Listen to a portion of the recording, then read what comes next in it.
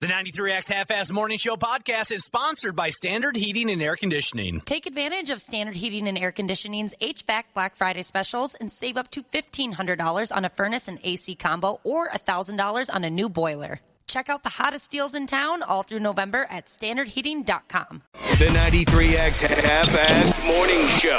93. I played basketball for 5 years, and I was a bench warmer all 5 years. The humiliation, putting on a pair of breakaway pants and never having a reason to break them away. Then they're just pants. And at the end of the 5 years, we had this big, sports award ceremony where the woman, she got up there and she said, programs like the boys' basketball program are so important because the alternative for young men could be using drugs or alcohol. And that was the first time that I ever heard that there was an alternative to basketball. And so I became the best at that. You ever had a dream that died? Mine died 3 weeks ago. I was on the hardwood. I don't know if you've been on the hardwood lately, but it's serious. I was guarding somebody, right? They pulled up on me, scored, and they looked me in the eye. I swear to God, they were like, suck it. I'm like, we're in a church league? I don't think that's an appropriate way to speak, Father. I play pickup basketball every day, and I try. Why? There's never going to be a situation where an NBA scout comes walking into the YMCA going, holy what do we got here? All right, let's do this. Now we begin. All right, kids. Showtime. Yeah. You sorry bastards. Here we go. This is what we do. And it's time to give her hell. Welcome, folks, to the 93X Half-Ass Morning Show, the Thursday edition. A little basketball-related intro there, Cubby. I imagine that's because of how pumped I am today. Well, I think we're all pretty pumped. I hope you are. Yeah, absolutely. I hope you are. I'm very much looking forward to a talk this morning at 7:30 with Timberwolves Play-By-Play man Michael Grady. I'm a big fan. Yeah, he's awesome. I didn't know too much about him until they announced last year he was going to be coming. And I read an article in The Athletic. He's an interesting guy. Everybody says how funny he is, how nice he is. And obviously, if you've watched the Wolves, you've heard that. And he kind of started from jack squat, didn't he? He did. I think he first kind of took a leap into media, I guess. Didn't he start off at a stupid radio station like the one we're sitting in right now? Yeah. Oh, that's and pretty then cool. maybe got a job with as like a stats guy with a basketball team. I mean, honestly, climbed the ladder from the very bottom rung, and now he's calling NBA games. And I'm willing to tell him this when we have him on the program this morning.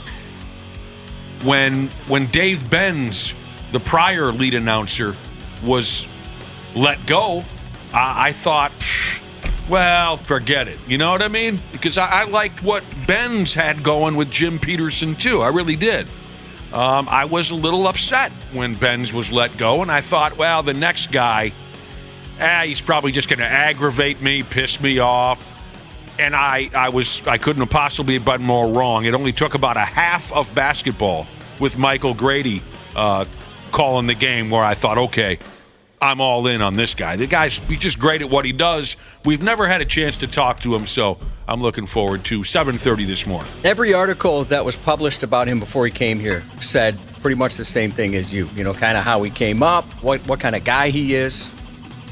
Very entertaining. That'll be fun. Danny, you've talked to him on the phone, right? Yeah. Mm-hmm. And your thoughts? God, he seems like a wonderful guy. He probably doesn't feel the same about you? No, absolutely not. I was just going to say, I find it very inspiring and hopeful that, a guy like him was able to get out of radio, move on to bigger and better things. Obviously, it's way too late for me, But it gives me hope for like the young people like Wapple and Ashley. Maybe they can aspire to do something better than this. Well, you shouldn't have hope. Nowadays, nobody starts in radio because nobody's interested in radio. I'm just far too dumb to get out of this. You were far too dumb to start this. Yeah, true that. That's how I got in here. It's just a revolving door. So Michael Grady has agreed to jump in with us today. There was a listener once who texted in something very profound about 93X, saying that 93X hires the unemployable. And I totally agree. Mm-hmm. We have a long history of that. There's no question about it. Because I've got no place else to go. Don't tell me. I've seen that used before. People are jumping on that these days. An officer and a gentleman. I know from Wayne's World 2, but yes, I think that's what it's originally from, yeah. That's hilarious that you know it from Wayne's World 2. I know it from Wayne's World 2, not the first one. No. An officer and a gentleman. There's other fun to be had on the program this morning, sometime around 8:20 or say 8:30. Porn actress Jordan Maxx has told us that she plans to stop by for a visit. She's our inside track, Josh, to the online porn industry, should any of us want to take it. She's taught us some things. Mm-hmm. She could give us the foot or maybe the dong in the door that we'd need to make a run at a porn career. I forget, has she been to the Playboy Mansion? She's partied there, hasn't she? I can't rember. It would make sense. Is the Playboy Mansion still a thing? Mm-hmm. Yeah, it's still a thing. Oh, I did not know that. I thought they tore it down or something or raised it. Oh, if they did, that's news to me. Yeah, no, because they kept showing it when they had that golf tournament out there. Right, yeah. Oh, that's right. Yeah. Okay, so I was thinking, unless there was archival footage and I totally didn't understand what was going on. Yeah, they even remodeled it last year. Okay. Yeah, and weren't the birds? You could hear the birds during the golf event. I think those birds were from the Playboy Mansion. There were sexy birds? Yeah. They said, sexy bird. Okay, I didn't doubt that it was still, standing, but is it's still doing what the Playboy Mansion always has been doing, just a never-ending cycle of babes and parties? I guess that's what I'm asking. I think it was bought by someone else, and then they own it now. Yeah, I had thought that party ended a long time ago. The old Playboy Mansion scene where you get into the grotto and everybody has sex, and then it's 5, 6 in the morning and you're still drinking. Yeah, no, it's not like that anymore. We should ask Jordan Maxx if she ever made a visit to the Playboy Mansion when it was really up and cooking. I thought she had in the past, because I wanted to ask her about something. Holly Madison, who was the boyfriend of she's a girl. Girlfriend of Hugh Hefner for a while. I think I remember which one that was. Oh, Blonde. she's gorgeous. Wow. Blonde. I mean, I could be describing anybody at the Playboy Mansion, I guess, but I was trying to help. She has a podcast called Call Her Daddy. And she was saying there was a rumor when she was there, and she believes it because enough people told her, that they had to replace the plumbing because of all the people throwing up at the Playboy Mansion. So people would be barfing in the toilet, and it got so bad the acid would tore up the pipes. God Yeah, dang. that would make sense. That would? Yeah, absolutely. That was news to me. I mean, you see, like, here's all the things a plumber tells you never to put down the toilet. And they never mentioned vomit. No, that's interesting and really gross. It is gross. I've never hosted a party large enough and then consistently held parties large enough where people were barfing to the point where I had to call a plumber. I partied my balls off, and I don't think I was any threat to my plumbing, you know what I mean, because of all of the vomit. Holly Madison, is that what you called her? Yeah. Mm-hmm. And then there was, I remember when the three of them were everywheres. There was a stretch of time where those three blondes were everywheres. Holly Madison, there was the other one and the other one. But anyway. Wasn't there Bridget? It doesn't matter. It doesn't matter. But they were everywheres for a while. She has a podcast, you say. Well, who doesn't? But yes. Right, exactly. All right, there you go.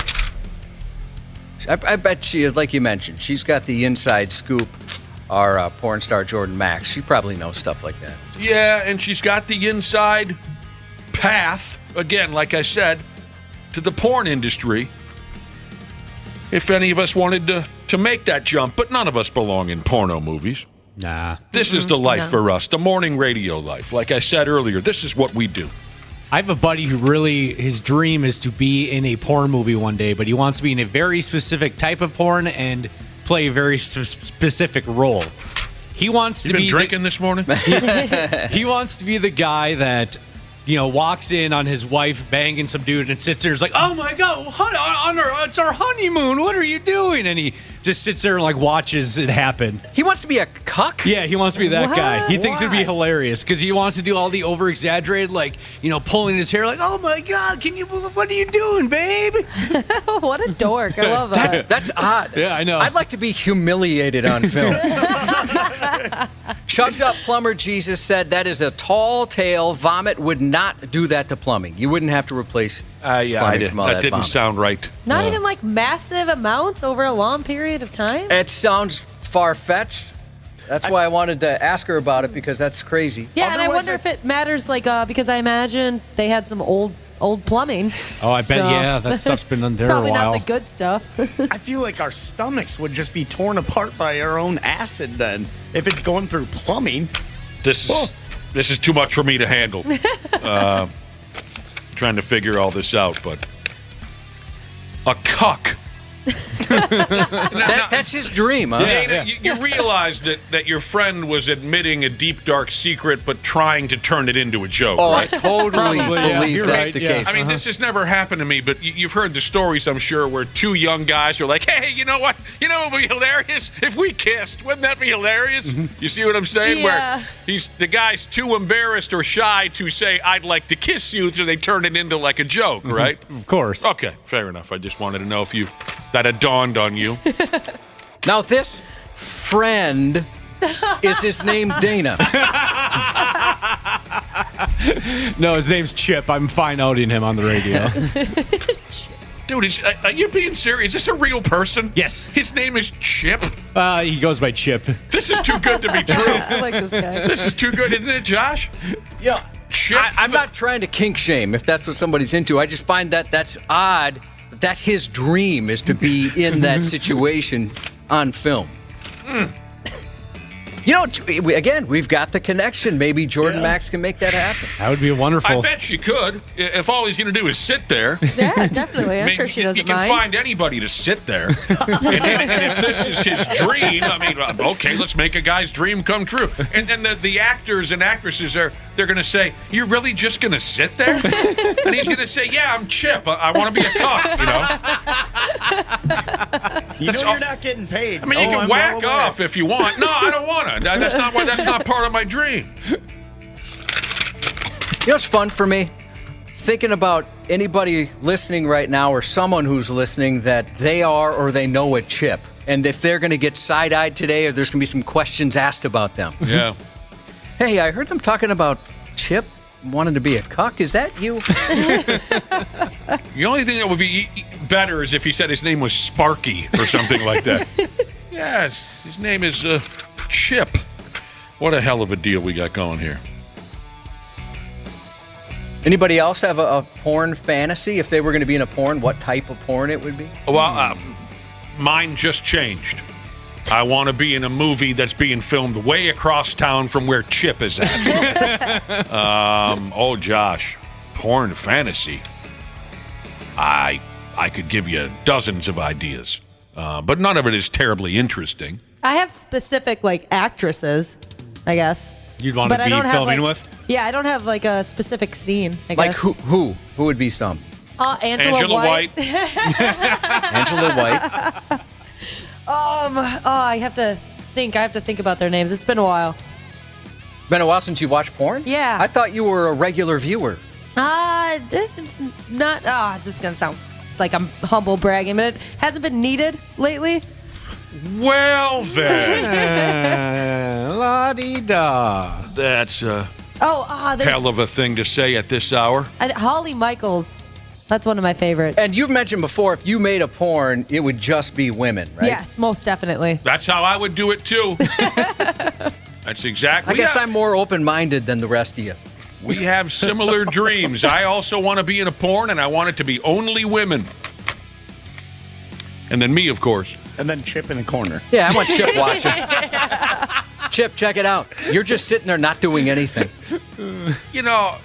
maybe the reason why Ashley, and I'm not that good at names anymore either when it comes to porn actresses, because it's a different approach these days with internet porn as it was to the old days of renting a DVD or buying a VHS, or it's not so star driven.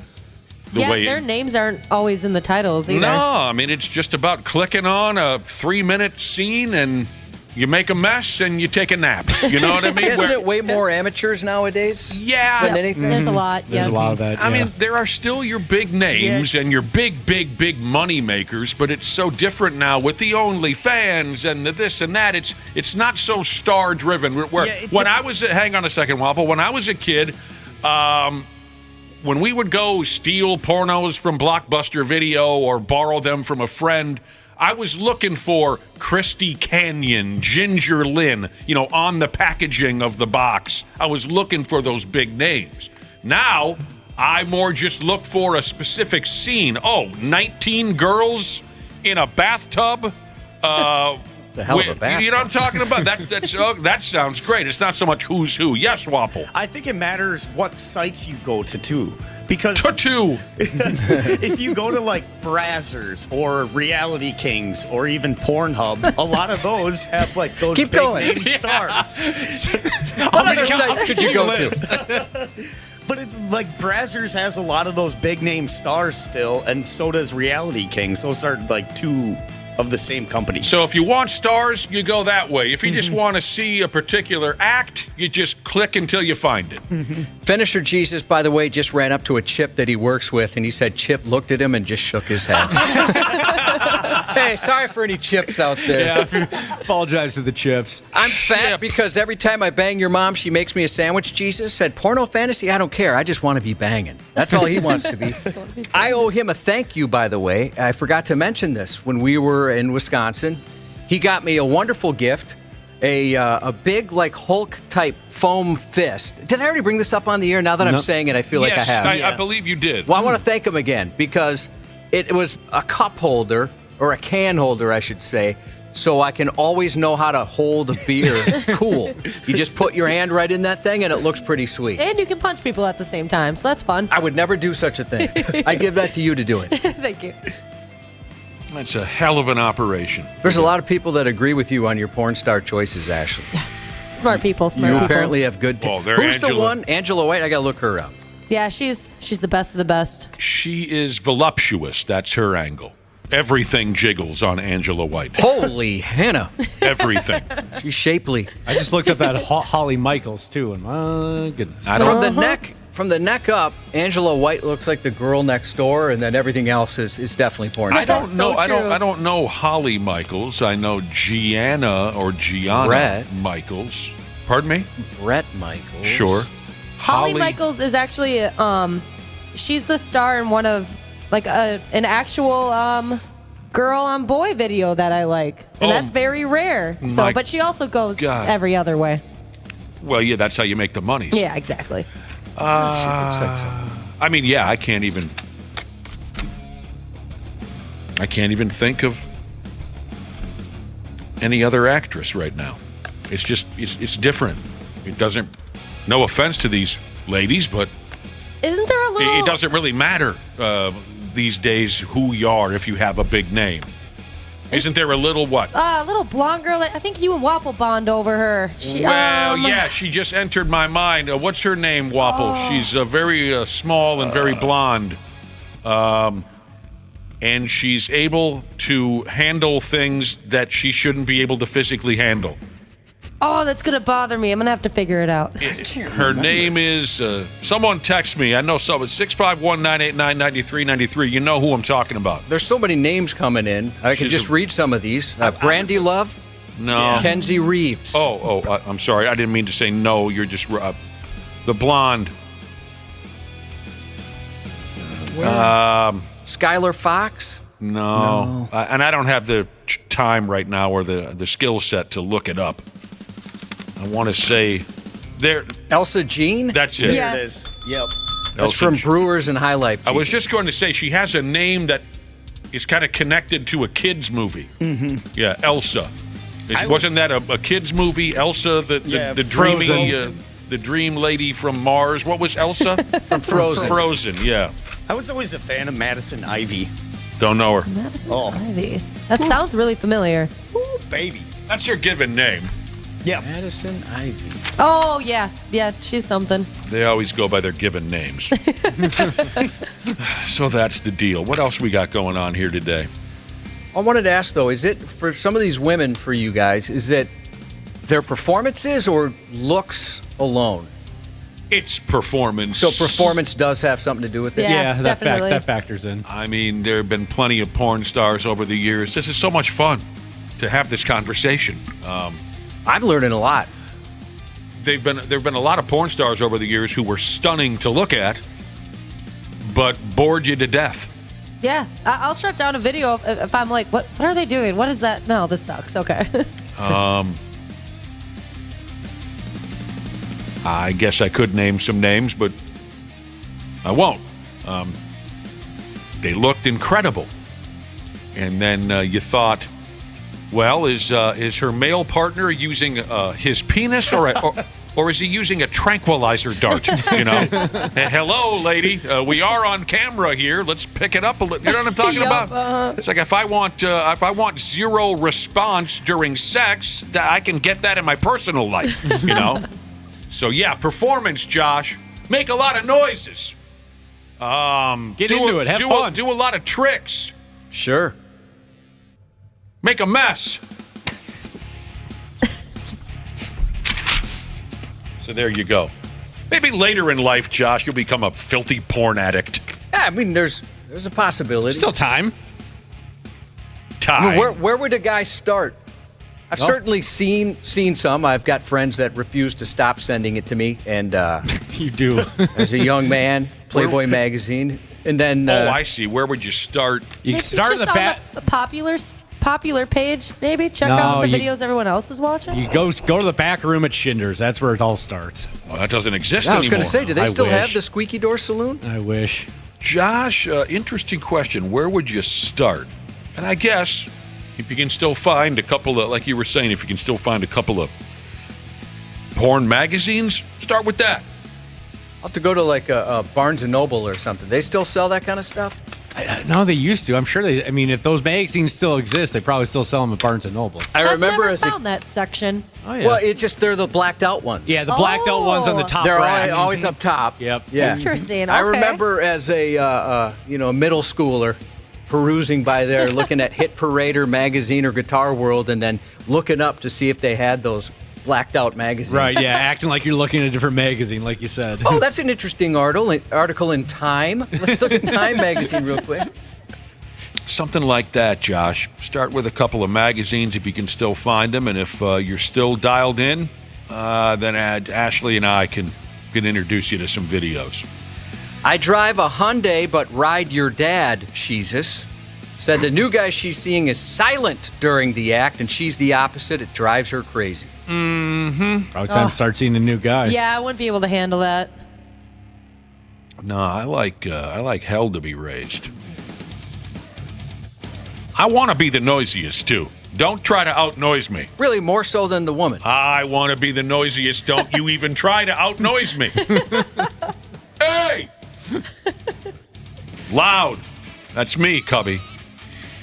Boy, we have some very educated porn viewers, porn fans in our listening audience. They are dumping names and titles and this and that up and down. Our text machine is can't keep rolling. Up.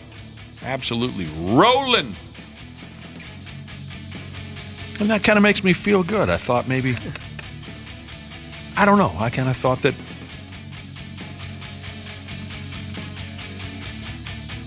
the names weren't, didn't grab people the way they used to. I thought it was more about, like I just got done saying, I thought it was more about just, I'll click on this. Redhead on a motorcycle runs over her partner and then fillets him. Click on that. You know what I'm talking about? I didn't know. So. Is that the video Kawasaki? Yes, that's right. That's the one you've seen? Kawasaki Part 2.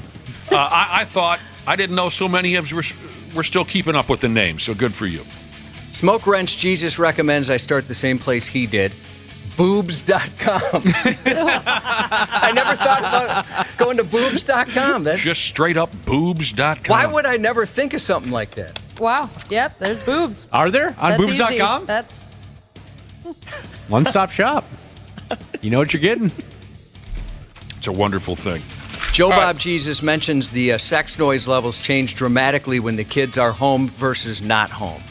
Makes sense. See, I don't have that problem, but that makes absolute sense. Sure. I've heard some great stories over the years, haven't we, Josh, of people forgetting the kids were in the house, or the kid comes back to the house at a time when the folks don't expect them to. That would suck. And the kid runs into the room because they think that mommy is being strangled to death or something. And We're just wrestling. one of my favorite stories ever was a gal who just needed 20 minutes to herself. And you know what I'm saying when I say to herself. She finally got her kid out the damn house, sent him over to the neighbors. It's a place where the kid often went. And she said, you know, somewhere along the lines of she wanted to take advantage of that alone time, and right now. And when she had her alone time, she brought the house down. Loud-ass toys rumbling and screaming and yelling, right? I never considered that women might be loud just by themselves. Oh, you didn't consider that? No. Oh. I mean, are you loud by yourself? No. So, yeah, I wouldn't have pictured something like that. No. When I'm just all by myself, I don't. But, yeah, women loud by themselves, it happens. So the best part of this story was she thinks her kid has gone to the next door neighbors. And he did, but he forgot something, his backpack or something. So the kid comes back to the house. He cracks open the door, and he hears mom hollering with herself. You know, like I was just saying, probably 8 times out of 10, that kid is going to come into the bedroom and explore what's happening all by his lonesome. But in this case, the kid was so frightened by what he had heard, he didn't even walk all the way into the house. He went back to the neighbor's house and approached the dad. Right? You're a little kid, you're scared. Talk to a parent. Yep. And the first one he found was the neighbor dad. And he said, and he's crying. And the neighbor dad says, "What's the problem?" And he says, "There's something wrong with my mommy." And so he brings the dad into the damn house. And the dad, when he heard the sounds too, he also thought, my God, what's happening back there? So not only did the son come into the bedroom to check on mommy while her legs are in the air and she's got like a 2-story tall, buzzing apparatus. Not only does the son barge into the door, but the neighbor dad. Oh. That's an all-timer. That's like out of a sitcom. Mm-hmm. It doesn't seem like real life. Yeah, and then they kick the kid out. That's like an episode of Last Man Standing on the CW. Or Channel 45, 8 and 8:30. 8 and 8:30 each weeknight. All right, we got to get her done. We got to get going. But all this porn talk popped up when we mentioned that Jordan Maxx will be swinging by around 8:30 this morning for a chit-chat. And even before that, a much cleaner conversation, I imagine, will be had with Timberwolves Play-By-Play man Michael Grady. So we got plenty to do, and we appreciate you being there, and we'll be back in a handful of minutes on the damn Half-Assed Morning Show. Half-Assed Morning Show. They're loud, they lose control, they do their little circus act, they're a nuisance.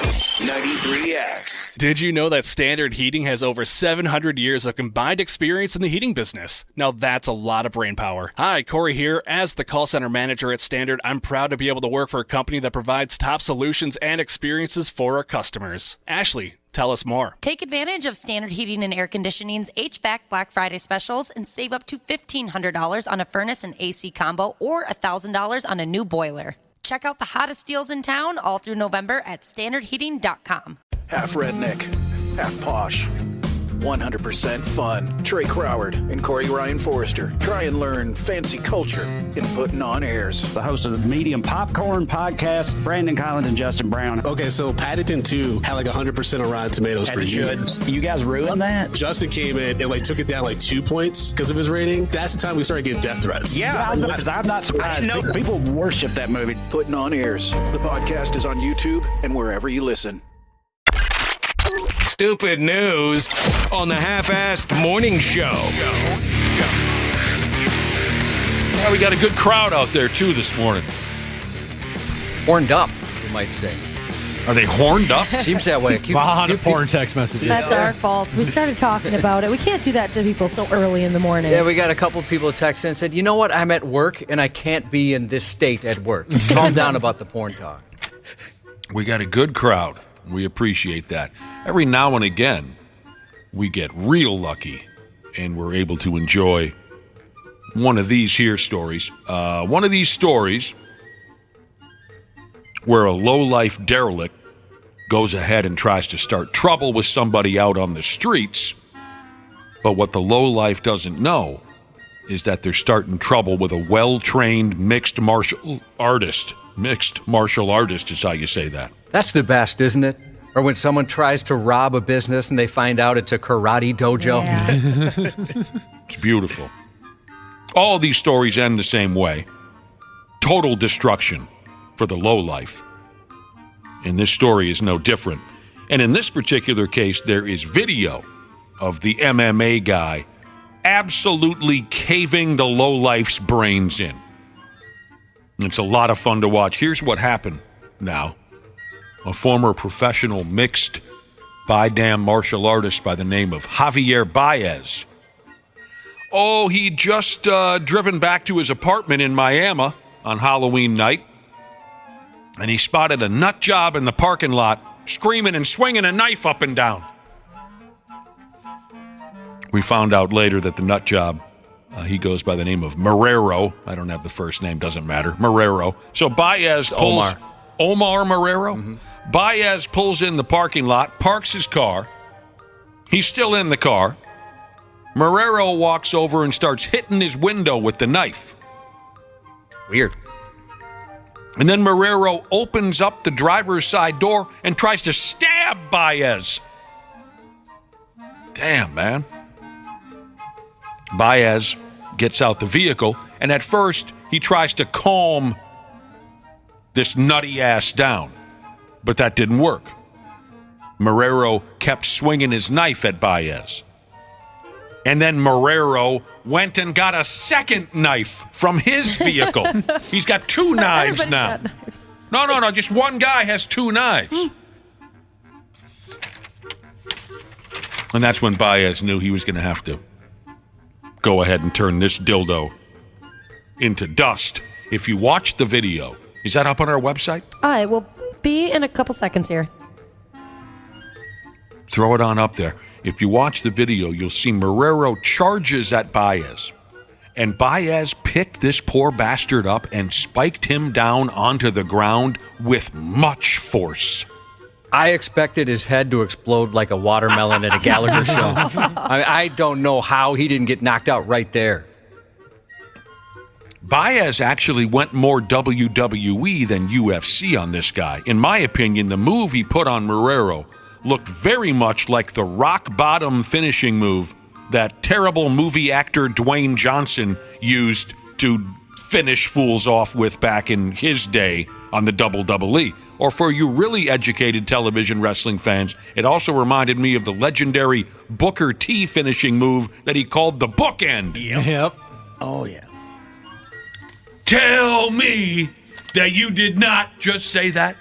That's my Booker T imitation. Anyway, after Baez rearranged this guy's insides, he dumped a chokehold on the prick and put him to sleep.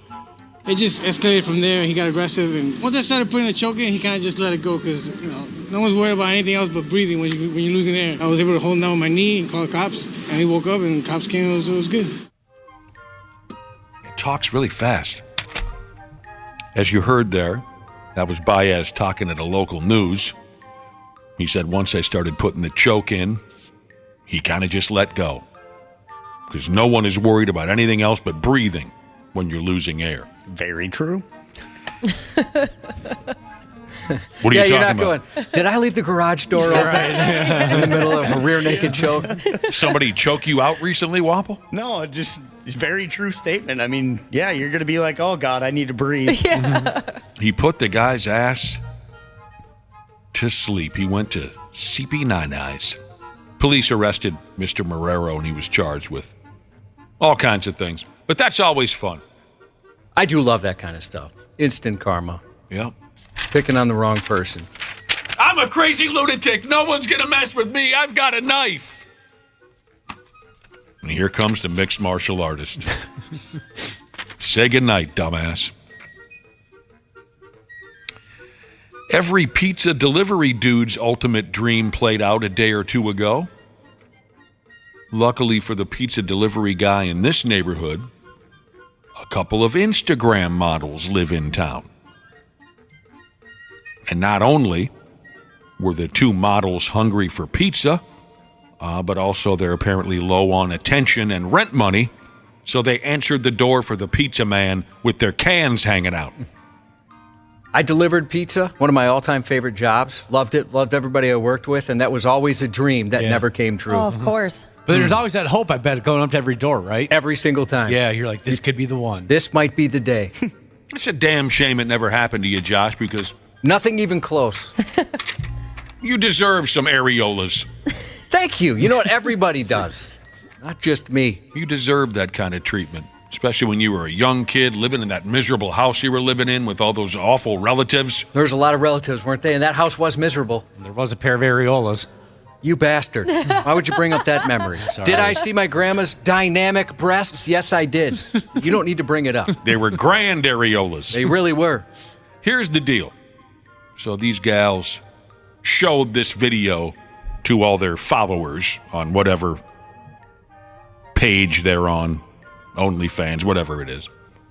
The two models go by the names of Louisa Kavansky and Francia James. I recommend they simplify the names in the future. The pizza man saw their boobs, Josh. And they were wonderful. They're pretty ladies, too, by damn. They are pretty ladies, I'll tell you that right now. And they are well stacked up top. I wouldn't know what to do. Like, am I allowed to come in? Yeah. What am I supposed to do here? I would probably drop the pizzas. I'd be in shock. Oh, shoot. Would they land on anything on the way down? Boing. Pizza goes flying through the air. These gals are very clever, too. Clever as hell. When they answered the door, they said to the pizza guy, they said, "Special delivery." Isn't that something? That's cute. Yeah. This would be a completely different story if it was two dudes that opened the door with their dongs hanging out. Ooh, God. Yeah. Yes, it would be. Police would be involved. Yeah, the cops would be involved. Yeah. So there they stood, jugs swinging. They were also wearing those little undies, too. Their little under, you know the ones I'm talking about with the thong bottoms? Oh, little thongs, They had those on, too.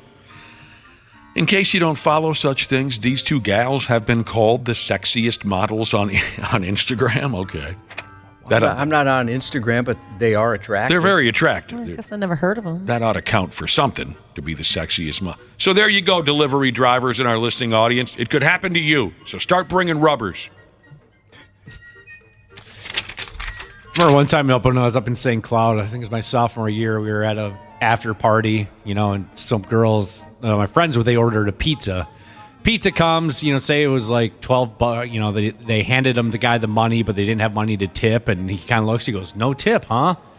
And the girl thinks for a second, then like a little light bulb comes off, and she reaches up her skirt and pulls off her underwear and just hands the guy her underwear. That was the tip? Did he take them? Yeah, yeah, he took them. All right.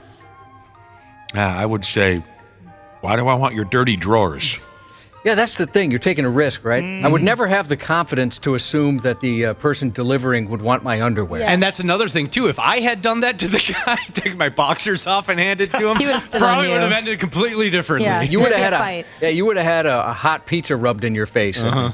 I thought you were going to say she hauled out her this or showed him her that. She gave him her dirty damn drawers? Yeah. I would say, these are cute. Where's my friggin' tip? Josh, the cute pun that was written up for this here next stupid news story says that, speaking of all this hot internet stuff, the cute pun that they wrote up here, they say that this story belongs on OnlyFangs. OnlyFangs, F-A-N-G-S, and here's where they're going with that. An Australian porn star gal by the name of Danny DeBello told a story online a day or two ago. It might be true and it might be not, just like that pizza delivery story. I don't know. That could have been a setup, but what do we know? Probably. Yeah. This story here, again, told by a porn star in Australia named Danny DeBello. The story is about a battle between a big, stupid snake and some dude's effing pecker. That is a fight I do not want to be in. Danny has an 8-foot-long python at her apartment. It's called a Centralian carpet python. She named it Betty, and it certainly looks like it could kill you dead. And Danny makes porno movies, like I told you. So the other day, she had just finished off filming a porno video with some dude when that dude opened his stupid mouth and he said he wanted to hold her pet snake, Betty. A dude hopped into Danny's shower to clean all the porn off of himself. And here comes Danny with Betty the python. And she put Betty around the dude's neck while he's there taking a douche.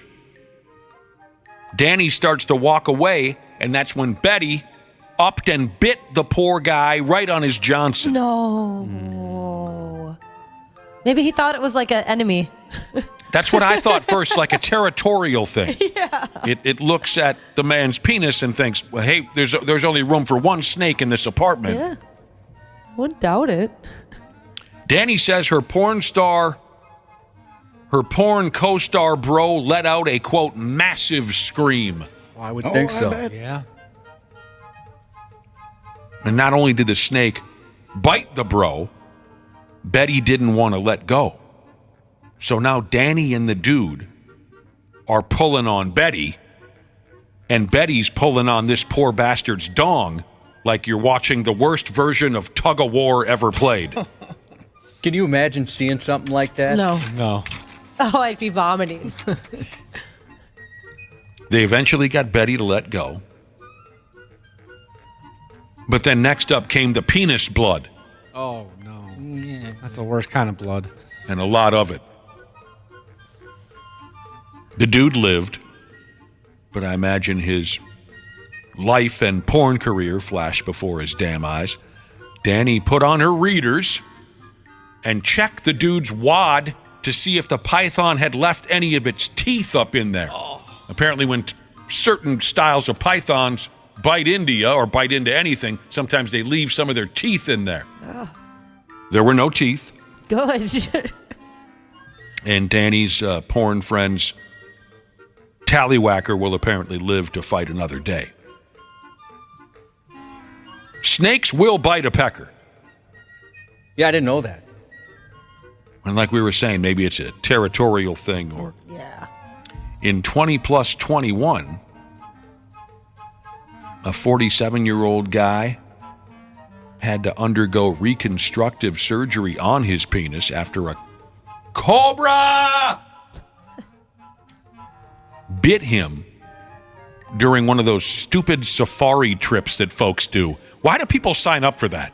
I think that'd be pretty cool. Oh, it is not cool. We're going to put you in the back of a pickup and take you into a place where people should not go. Do it at Animal Kingdom, Disney World. A safe one like that, yeah. A cousin of mine went on a safari, and he almost died 7 times because an elephant did this or a tiger. I'm like, why did you do that? So anyway, this guy, he's on a stupid safari, and a cobra bites him on the dong. And I'm not kidding with you. His poor little unit started to rot. And that's not good. Oh, I bet that smelled bad. And you thought it smelled bad before. whatever a cobra's got in its yapper, when it pumped that into this guy's dong, it caused the little sumbitch to start rotting off of his body, like an old banana hanging off the tree. In 20, a teenage kid in Thailand ended up covered in blood in the hospital because a snake came up from the toilet water and bit into his gear while he was playing Candy Crush on the John. They will bite gear. Snakes will. Is that game as popular as it was, Candy Crush? No, I've never even played it. For a while, my wife was having an affair with Candy Crush. Yeah, that was the only thing that happened in the bedroom. Just Candy Crush? That was the only passion. And she got really good at it, but that's pretty much all that happened in there. Yeah, it was Candy Crush and Angry Birds. Angry Birds was awesome. I loved Angry Birds. I got into Angry Birds big time. Dorks. Totally. Wall-to-wall dorks. Right, Wapple? Totally. Wait, I'm one of them. Why we got to work with all these dorks? You're one of them. Yeah. There's no chance you're a dork. Not even close, dude. No chance. You're a pimp. Yeah. Muppet pimp. Didn't have sex for the first time till 2024. Here's one of my... 2024, that's next year. Here's... Yeah, he's looking forward to it. Yeah. Yeah, we all are. I hope I'm there. And I hope Dana's... This callback. I hope Dana's friend Chip, I hope he's in the corner masturbating. St. Louis Park UPS Jesus said, just turned the radio on and the first thing I heard was penis blood. Maybe I'll check you guys out tomorrow. Unbelievable. We got a python breeder listening to the program. Oh, wow.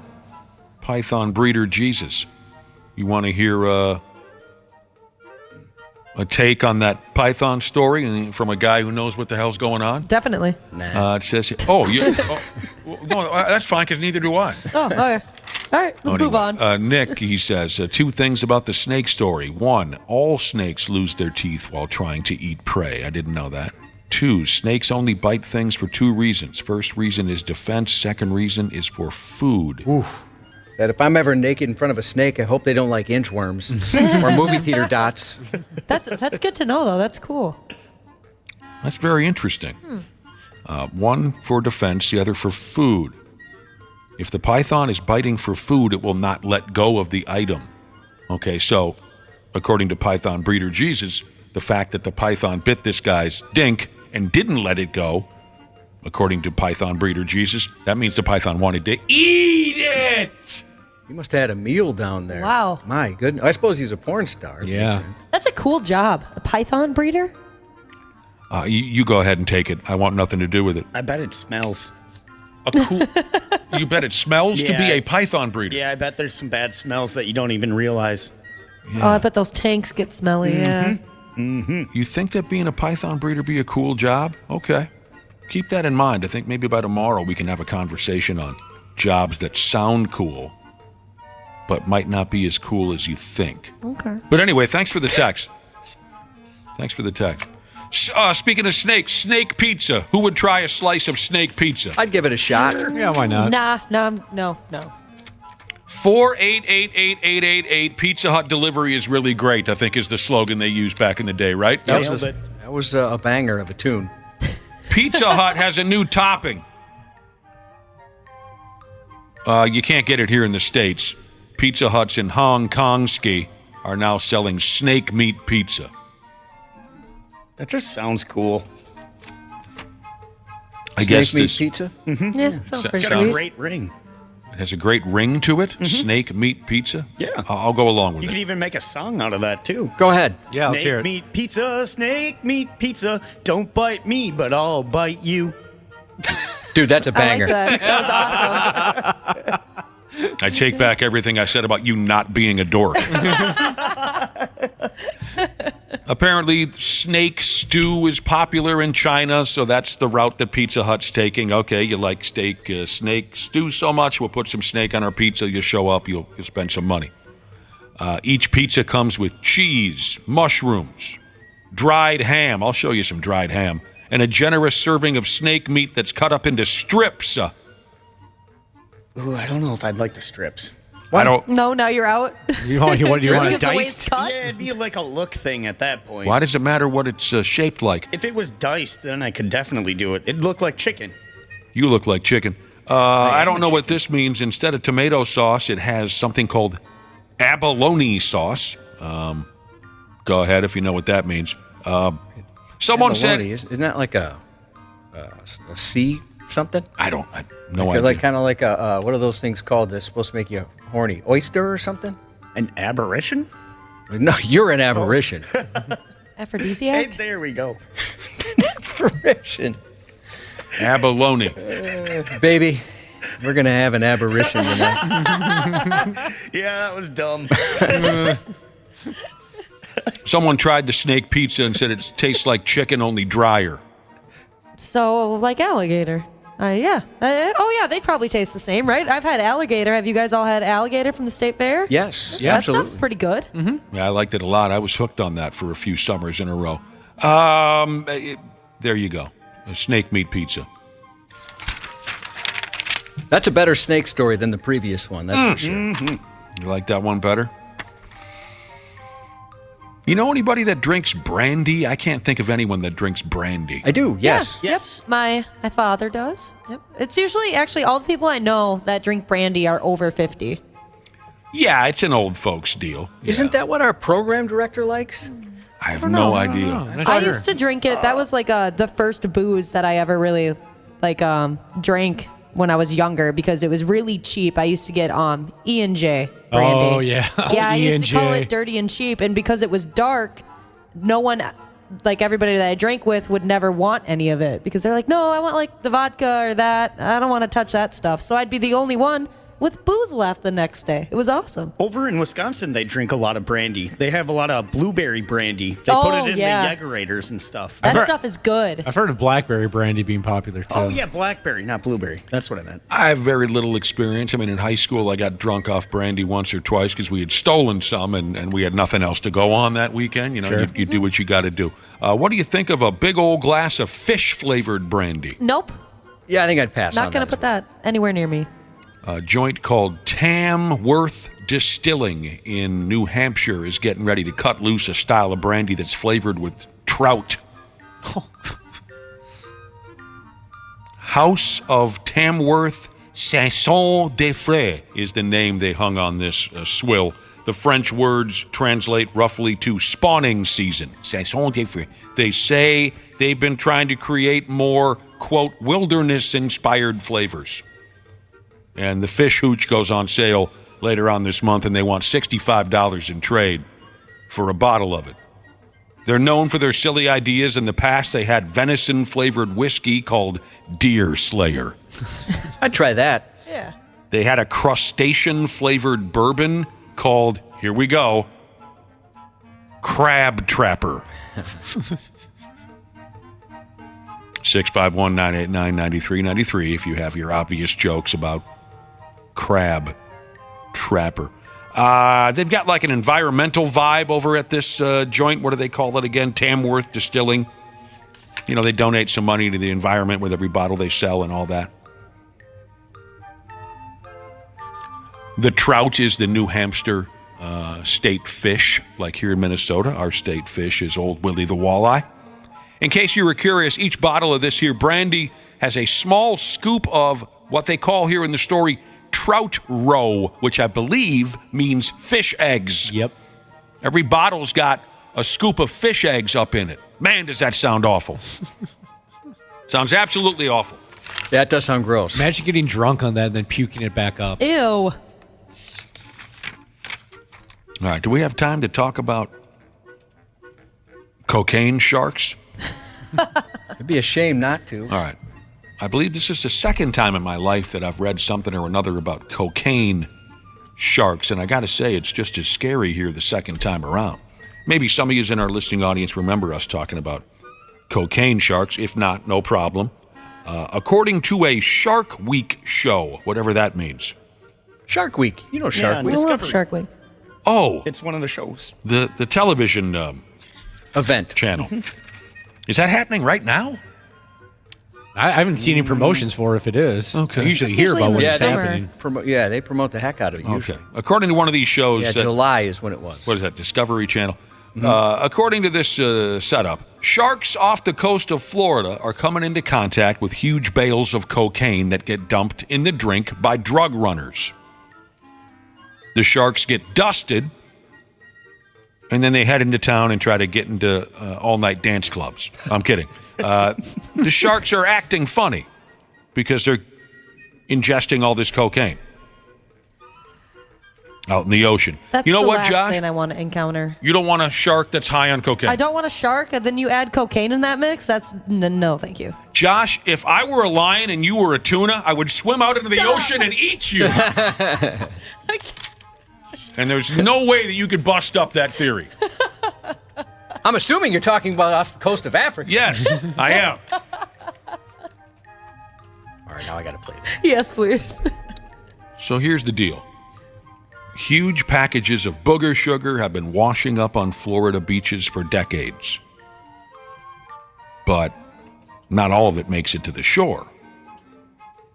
Some of it stays. It sounds to me like the packages are dumped into the water on purpose to avoid cops. I think that's how it works. And then, like, say, Josh dumps some coke, Summer's in the ocean, and then I go pick it up. That's how we complete the deal. Mm-hmm. But some of the packages get lost out there. They get lost at sea. I mean, hell, in June of this year, the U.S. Coast Guard confiscated nearly 14,000 pounds of cocaine. Wow. In the Caribbean and the Atlantic Oceans. Just some of it just gets lost, and I guess the drug dealers are willing to accept do they certain account for losses. That? Yeah, they must. So a lot of the dope gets lost at sea, and the fishes are snorting it up, and then they get together and record a rap metal album. Sweet. I don't like you. I think you're a fake cop. If we were in the wild, I would attack you. Even if you weren't in my food chain, I would go out of my way to attack you. If I were a lion and you were a tuna, I would swim out in the middle of the ocean and freaking eat you. And then I'd bang your tuna girlfriend. Oh. First off, a lion swimming in the ocean? Lions don't like water. If you'd placed it near a river or some sort of fresh water source, that makes sense. But you find yourself in the ocean, 20-foot waves, I'm assuming it's off the coast of South Africa, coming up against a full-grown 800-pound tuna with his 20 or 30 friends, you lose that battle. You lose that battle 9 times out of 10. You just lost your own game. You're outgunned and outmanned. Did that go the way you thought it was going to go? Nope. That is so good. The best part is when he talks about the revenge they get on his family, too. So, wildlife experts are hanging out in the ocean, and they have noticed that sharks are acting a little different because they're eating up all this cocaine. Like, say, the hammerhead shark is generally very cautious. But when these two hippies jumped into the water, they noticed the hammerhead shark swam directly at them and appeared to be swimming in a weird way. The hammerhead shark. Remember when David Lee Roth said, Josh, in one of his songs, he said, I found a lover that ain't afraid of the dark. Honey, I'm in love with a hammerhead shark. Oh, I've heard that song. What album? Little Ain't Enough. What year? 1991. Side 1, track 4. They put packages in the ocean shaped like these cocaine bales, and the sharks just came a-running for the damn thing. Addiction. Biting into them. One of them bit into it and swam away so we didn't have to share it with anybody else. My cocaine. All the sharks are wearing brightly colored vests with no shirts on underneath. Mesh. Just sniffing all the time. You can watch their show, Cocaine Sharks, on the Discovery Channel. I guess look it up, Cocaine Sharks. I don't get what this means, but quite a few people are texting in saying it's Shark Week at their houses. Good Lord. Oh, bummer. First time I heard that, I passed out, woke up, kept laughing, passed out again. It's brilliant. Sports on the 93X Half-Assed Morning Show. I think he feels really good. I know we all feel good about where he's at, but we're going to take it a day at a time and ultimately do what's best for Justin and his long-term future here with us in Minnesota. And then clearly he wants to get back and have an impact on this team. You guys have seen him. I mean, he's been all in right there on the sidelines with his teammates, fighting it out every single week through this whole stretch, and he can't wait to get back out there. Music has been taken out of this portion of the Half-Assed Morning Show podcast for licensing reasons. Oh, my God. Playing all the cool tunes this morning. The Babies, 1979. Thanks for ruining the song with your smoker's hack. Trying to listen to the Babies. It's a vaping hack. I'm going to get you guys sick now. Revenge. Did you get tested yesterday? Yeah, negative again. She doesn't have the gonorrhea whopper. You owe me $20. I had gonorrhea. I know, I've heard. You heard the Vikings coach there in the intro, the Vikings coach O'Connor. He's trying to get the fans to start playing with themselves. O'Connor. They're showing videos of what's-his-nuts playing football again, Justin Jefferson. Yeah, I don't know, he might play. He's messing with the New Orleans Saints, right? Probably. There's no way Jefferson's coming back to play this weekend, is he? I wouldn't think they'd risk it. He practiced yesterday, but yeah, I bet you're right. Messing with us. Maybe. He's a BS artist, that O'Connor. Here's the deal. I'm going to get out the way here in a minute. The Wolves handled their business last night at home against the New Orleans Pelicans, who were quite shorthanded. They were missing a couple of their best players. Wolves beat them by 21. It was a fun game to watch. We're going to get way into the Timberwolves, not only last night's game, but all kinds of other things Timberwolves related, in about a half hour when we have their lead play-by-play man join us for the very first time. We're excited to have Michael Grady in the mix, find out more about Michael himself, and talk some Timberwolves. So we'll get into the game a little bit later with Michael. The Pigs and Rangers are going to give her hell tonight in New York City. We talked to Stevie Lipbaum yesterday from the hockey club. That wasn't even close. Steve, Richie, Marcus Foligno. We talked to him yesterday. They're staying in New York for a while. They play the Rangers tonight. That game's going to pop up on Bally Sports North at around 6 o'clock. Much more to cover. Randy Shaver will be joining us, too, when we get Michael Gray involved. So we're going to go that direction. Now we're going to go over to Josh's news report next. Half-Assed Morning Show. They're loud, they lose control, they do their little circus act. They're a nuisance.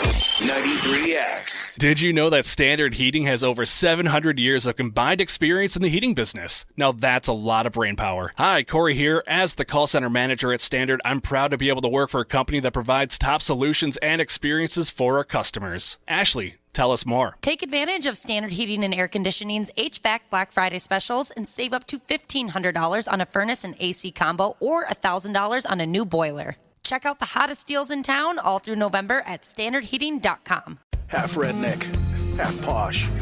100% fun. Trey Crowder and Corey Ryan Forrester try and learn fancy culture in putting on airs. The host of the Medium Popcorn podcast, Brandon Collins and Justin Brown. Okay, so Paddington 2 had like 100% on Rotten Tomatoes As for it years. should. You guys ruined that? Justin came in and took it down 2 points because of his rating. That's the time we started getting death threats. Yeah, I'm not surprised. People worship that movie. Putting on airs. The podcast is on YouTube and wherever you listen. Half-Assed Morning Show. 93X. The information contained in that affidavit is absolutely shocking. To date, we have positively identified 110 individuals. We have another 80 individuals that we are working on diligently to identify. Authorities arrested the owners of a Colorado funeral home after they were accused of improperly storing at least 189 dead bodies and even gave some families fake ashes. The debacle emerged in early October when locals noted an awful smell emerging from the property linked to the funeral home returned to nature. According to a related lawsuit, 43-year-old John Halford tried to pass off the stench as the result of his taxidermy hobby. However, the Colorado Bureau of Investigation claimed to have found at least 189 bodies rotting at the facility. Some families stepped forward to claim they had paid Return to Nature to cremate their loved ones, but instead the company gave them fake ashes. 4 families said the material seemed like dry concrete. The information contained in that affidavit? We will never know what our families are actually carrying. Some of them may be concrete dust. Some of them may be other things. We won't ever know. I can't even describe the emotions that our families are going through. The company, which was started in 2017 and offered cremations and green burials without embalming fluids, kept doing business, even as its financial and legal problems mounted in recent years. The owners had missed tax payments in recent months, were evicted from one of their properties, and were sued for unpaid bills by a crematory that quit doing business with them almost a year ago. Colorado has one of the weakest oversights of funeral homes in the nation, with no routine inspections or qualification requirements for funeral home operators. The coroner said 110 individuals have been positively identified, and work is ongoing to identify the rest. That's messed up. Yeah. We're talking smelly, rotting human bodies. The neighbors said it was absolutely awful. Like a Rolling Stones concert. He said it was pretty bad. Pretty bad, he said. A man convicted of shooting and wounding a bishop and assaulting the bride and groom at a wedding in New Hampshire played his own rap music for the jury yesterday as part of his insanity defense. What a treat. Saying he wanted to show how he was dealing with demons and hearing voices. 41-year-old Dale Holloway told jurors one of the voices he heard was Satan's. Maybe I did some things I didn't want to do, he said, that I feel as if Satan made me do. He said this in describing one of his songs. The October 2019 shootings happened nearly 2 weeks after Holloway's stepfather, a pastor at the church, was killed by the son of the groom. The son was later convicted and sentenced to prison. A separate celebration of life ceremony for the pastor had been planned at the church for later the same day as the wedding. And in his closing arguments, Holloway had asked why the wedding hadn't been separated from the day his stepfather had the ceremony. The bishop and the groom planned to stomp on his grave, he said, and he wasn't having it. On Tuesday, the jury found him guilty of attempted murder and assault charges. Guilty, Your Honor. So say you all. Yes. He's already serving 7.5 to 15 years in state prison for assaulting his lawyer. He went on to represent himself. We don't get to hear the rap song? No, they didn't have the rap song. Got a link to his Spotify or anything? We tried, or his SoundCloud. We tried to find the rap song. Unfortunately, no. Are we the only 5 people on Earth that haven't made a rap album yet? Oh, I've got one. You do have one? Ooh. Yeah. So When there's does it come 4 of out? us. There's only 4 of us. Oh, it came out in 98. Oh, man. That was a while back. It was. Was there a title that you remember? The title you put on it? Bitches, and sorry for using strong language. You called the album, just straight up, the album was called Bitches. Bitches. And sorry for using strong language. Oh. That was the title of the album. I see. Like in parentheses, like a country title? Right. I got it. Oh, my God.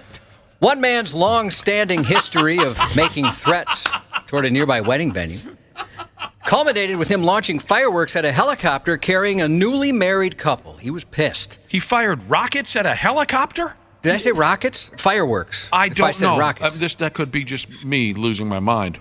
Sometimes words come out that I didn't mean to say. Yeah, fireworks. I was still laughing at the album title. Oh, thanks. That's probably why I didn't hear you clearly. Yeah, I was picturing the artwork on the cover of the album. And I wasn't quite paying attention, and I apologize. A lot of people laughed at the album, Wapple. That's why I never made it. Oh, no. Deputies in Georgia said the venue owner, William Morris, had a particular problem with the neighbor who's been accused of making threats against employees and wedding guests before. Very familiar with him. They've had several instances where he's caused trouble at previous weddings. The neighbor, who only lives about 470 feet away from the venue, has repeatedly harassed passerbys for years. To access parts of the venue, deputies said guests would need to take a golf cart that would drive past the man's house, where he would make slashing motions to his neck with his hands and say to guests, "Don't do it." On the night of the fireworks incident, the bride and groom celebrated the end of their wedding by boarding a helicopter at about 9:45 p.m. Around that time, the officer was told by an employee that the neighbor was outside of his home yelling in anger. The helicopter lifted off about 15 minutes later. And while flying, many people in the venue heard a firework shoot off and explode. As the helicopter was leaving, one of the residents in that neighborhood shot a mortar into the air that almost struck the helicopter. It came in close proximity to the helicopter as it was still low, an officer said, and the owner suspected the neighbor may have launched the rocket because he'd mentioned in a previous encounter he was protesting the wedding venue. After going over security footage, the officer saw the firework was indeed launched from that neighbor's home. He was charged with terroristic acts. That's terrible. That ain't good. Got a temper on him. You could kill somebody. Police cited a Wisconsin homeowner after a Halloween prank gone wrong. Police say the man had a family member enter the home dressed as a killer clown to scare a group of teenagers having a sleepover. That's not right. Terrified, one of the girls called 911, believing it was a home invasion. There's a clown inside, like an actual clown inside the house right now. Do you know who it is? No. Or is there anybody else inside with him? My friend's parents. Okay. Just get here as fast as you can, please. When he realized one of the teens made the emergency call, the homeowner got on the phone and told the dispatcher it was supposed to be a prank and that everyone was okay. We're okay. We're just playing a joke. Sorry they called you. Oh, okay. Yeah, they called 911. Well, I didn't know my daughter had a friend on the phone. I'm sorry. Police issued the statement that read, the West Bend Police Department recognizes this was intended to be a Halloween prank, but the investigating officer believed it was carried too far when the parent involved didn't put an end to the joke before 911 became involved. The homeowner was cited for disorderly conduct. That sounds like fun. Yeah, I guess maybe they just held on to it too long, or not sure how quickly the kids reacted, but that would be pretty scary. Yeah. Ashley, you'd be on the phone with 911, I'd Absolutely. imagine. No doubt about it. Out. A U.S. Army vet jumped into action and saved a pregnant woman from being carjacked at the drive-thru of a Florida Starbucks. Shane Spicer was waiting for his coffee order when he saw a man fleeing from cops on foot, following a car chase. The suspect, a career criminal who allegedly broke into someone's home and stole their car, had just crashed in a busy intersection and took off running toward the Starbucks. I must warn you, there are sirens in this clip. It's a white male bailing. He's now at Starbucks. The man is seen running toward a woman in her vehicle, tried to carjack her, but Spicer jumped inside the passenger seat to prevent him from escaping. "I'm going to get you, buddy," Spicer shouted at the would-be carjacker. "You're not going anywhere now. You crossed the line." Body cam footage shows the Army vet holding onto the suspect with the help of another Good Samaritan as the officer catches up a few seconds later. The pregnant woman later reached out to Spicer to say thank you. I feel like if you got the ability to watch out for someone, that you should. I would just hope to say that someone would do the same for my family. The woman said she was rattled by the incident, but is doing okay. Just a regular hero waiting in line there. That's right. An Ohio man was charged after exposing himself to a Burger King employee Monday. The worker told police a man wearing a black shirt and camo underwear exposed himself before urinating in the parking lot and running away. Police charged him with disorderly conduct and resisting arrest. Where can I get a pair of those camo drawers? That sounds cool. I've never seen something like that. Deputies in Marion County, Florida, were asking for the public's help in identifying a man who allegedly exposed himself to a cashier after purchasing lottery tickets. Jackpot! His penis! Oh. The incident happened about 5:30 p.m. October 6th. A man paid for lottery tickets, and then he went into the aisle directly across from the checkout counter and asked the employee to come here and help me. The cashier said she couldn't leave from behind the counter, and that's when the man put his hands down his pants, played with, and then exposed himself to her. The cashier told the man to leave, which he did. Police are searching for that man.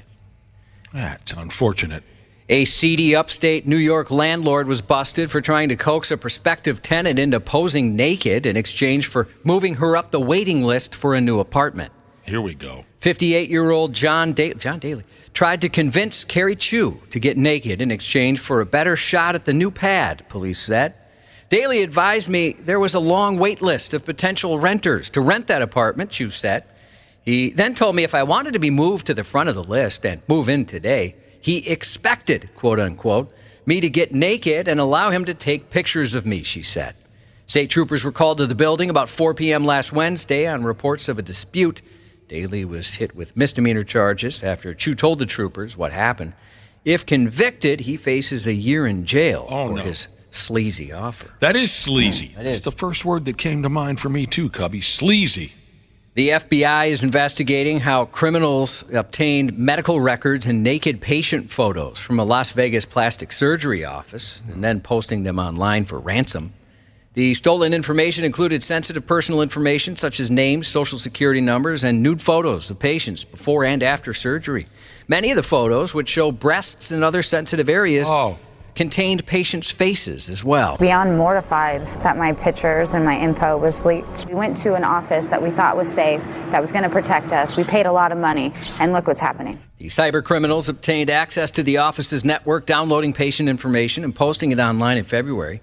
The hackers then posted the photos along with full names, addresses, email addresses, and other personal information. I've been hacked now in my bank account since this. It's not just what they've done, it's caused multiple effects. Again, sleazy.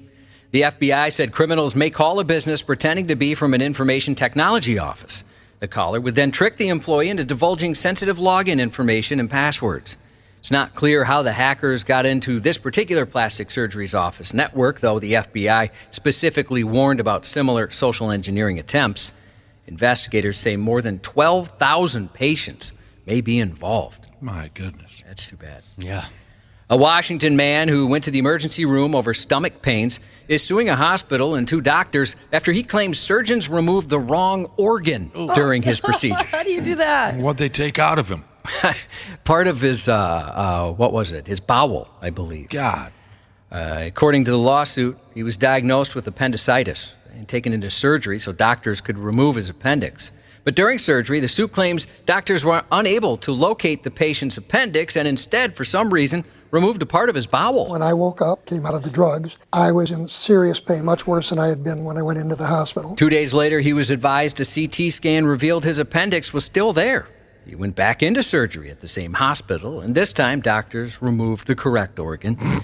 The man said he and his wife didn't want to file the lawsuit, but after getting no response from the hospital, they decided to. I feel very lucky that I'm still alive. Somebody needed to put a stop to this and take responsibility and say, this happened. We need to take steps to make sure it doesn't happen again. The suit seeks monetary damages and a jury trial. Give me my bowel back. Yes. A man arrested 6 times since 2021 has finally been sentenced to prison for the first time.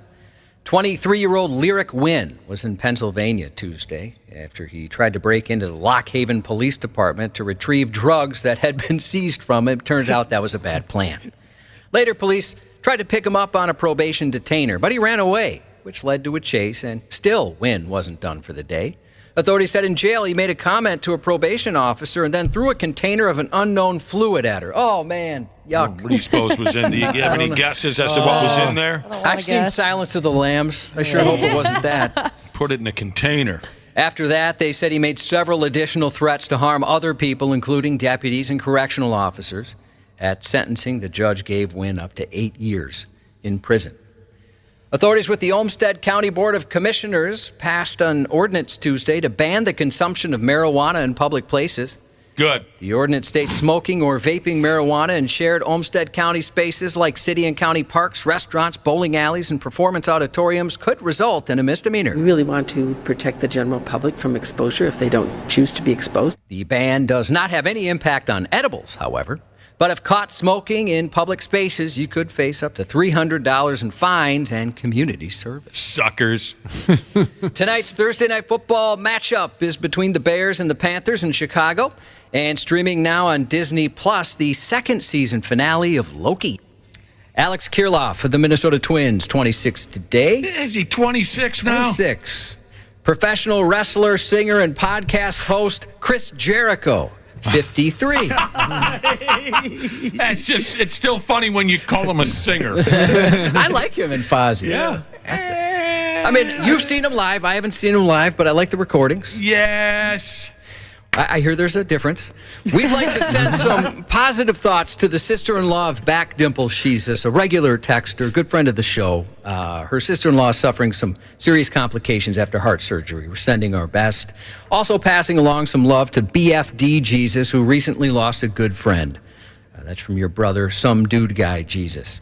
Happy 8th birthday to kid 6 of 6, Lucian Gage, from Mom and Dad, retired Air Force Jesus.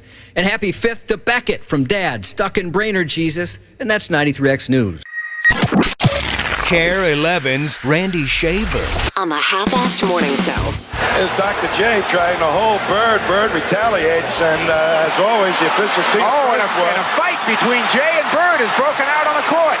And Mo's in a headlock. Bird is probably, well, he is the best player probably in this league today. But when he has to throw elbows and do those things to players, he's got to expect it in return, and he doesn't like it that way. And hopefully the officials will see it that way and start calling it. Because if they don't, we're going to come in here and we're just going to, point someone out to get in a fight with them. The fight, actually, there was an offensive foul called on Larry. He didn't like the call, so he was really mad at the referee. He came down court, and he was kind of like stomping, and it looked like he was going to take a swing. It was very uncharacteristic, and I just extended my arm to hold him back. It ended up sliding up to his neck. So it was really inadvertent. I didn't really mean to grab him by the neck. He reaches for my neck. Next thing I know, it's a melee. How many years ago was that now, Josh? I had it in front of me. 39. 39 years ago, there was a very infamous fight on the court between Dr. J, Julius Erving, and Larry Bird. Do you remember that, Randy Shaver? I do, yeah. Where they were both choking each other. They were strangling each other. Very uncharacteristic for Dr. J. That was not his style of play. But, No. he had just taken too much. There was just too much going on. Those were fun times, man. And I think we even got to hear the voice of former 76ers coach Billy Cunningham. That's right, yeah. Oh, my God. You know how long it's been since I heard that guy? That's great. Randy Shaver, what's the deal? How you doing? I'm good. I hope you'll help us welcome our next guest here on the program, who I hope I'm not going to annoy right away because I'm so damn pumped to finally get a chance to talk to him. It's our first time meeting Timberwolves lead play-by-play man, Michael Grady. Thank you so much for joining us this morning, Michael. Oh, it's good to be on. Good to be on with you both and with you all. And I'm excited to be on, especially with the way the team is playing. Well, yeah. Oh, I bet it's fun. Yeah, sure. I mean, you got to see a win last night against the New Orleans Pelicans. I know the Pelicans were shorthanded, but still they win the game by 20. That's what you're supposed to do. Yes. To a club.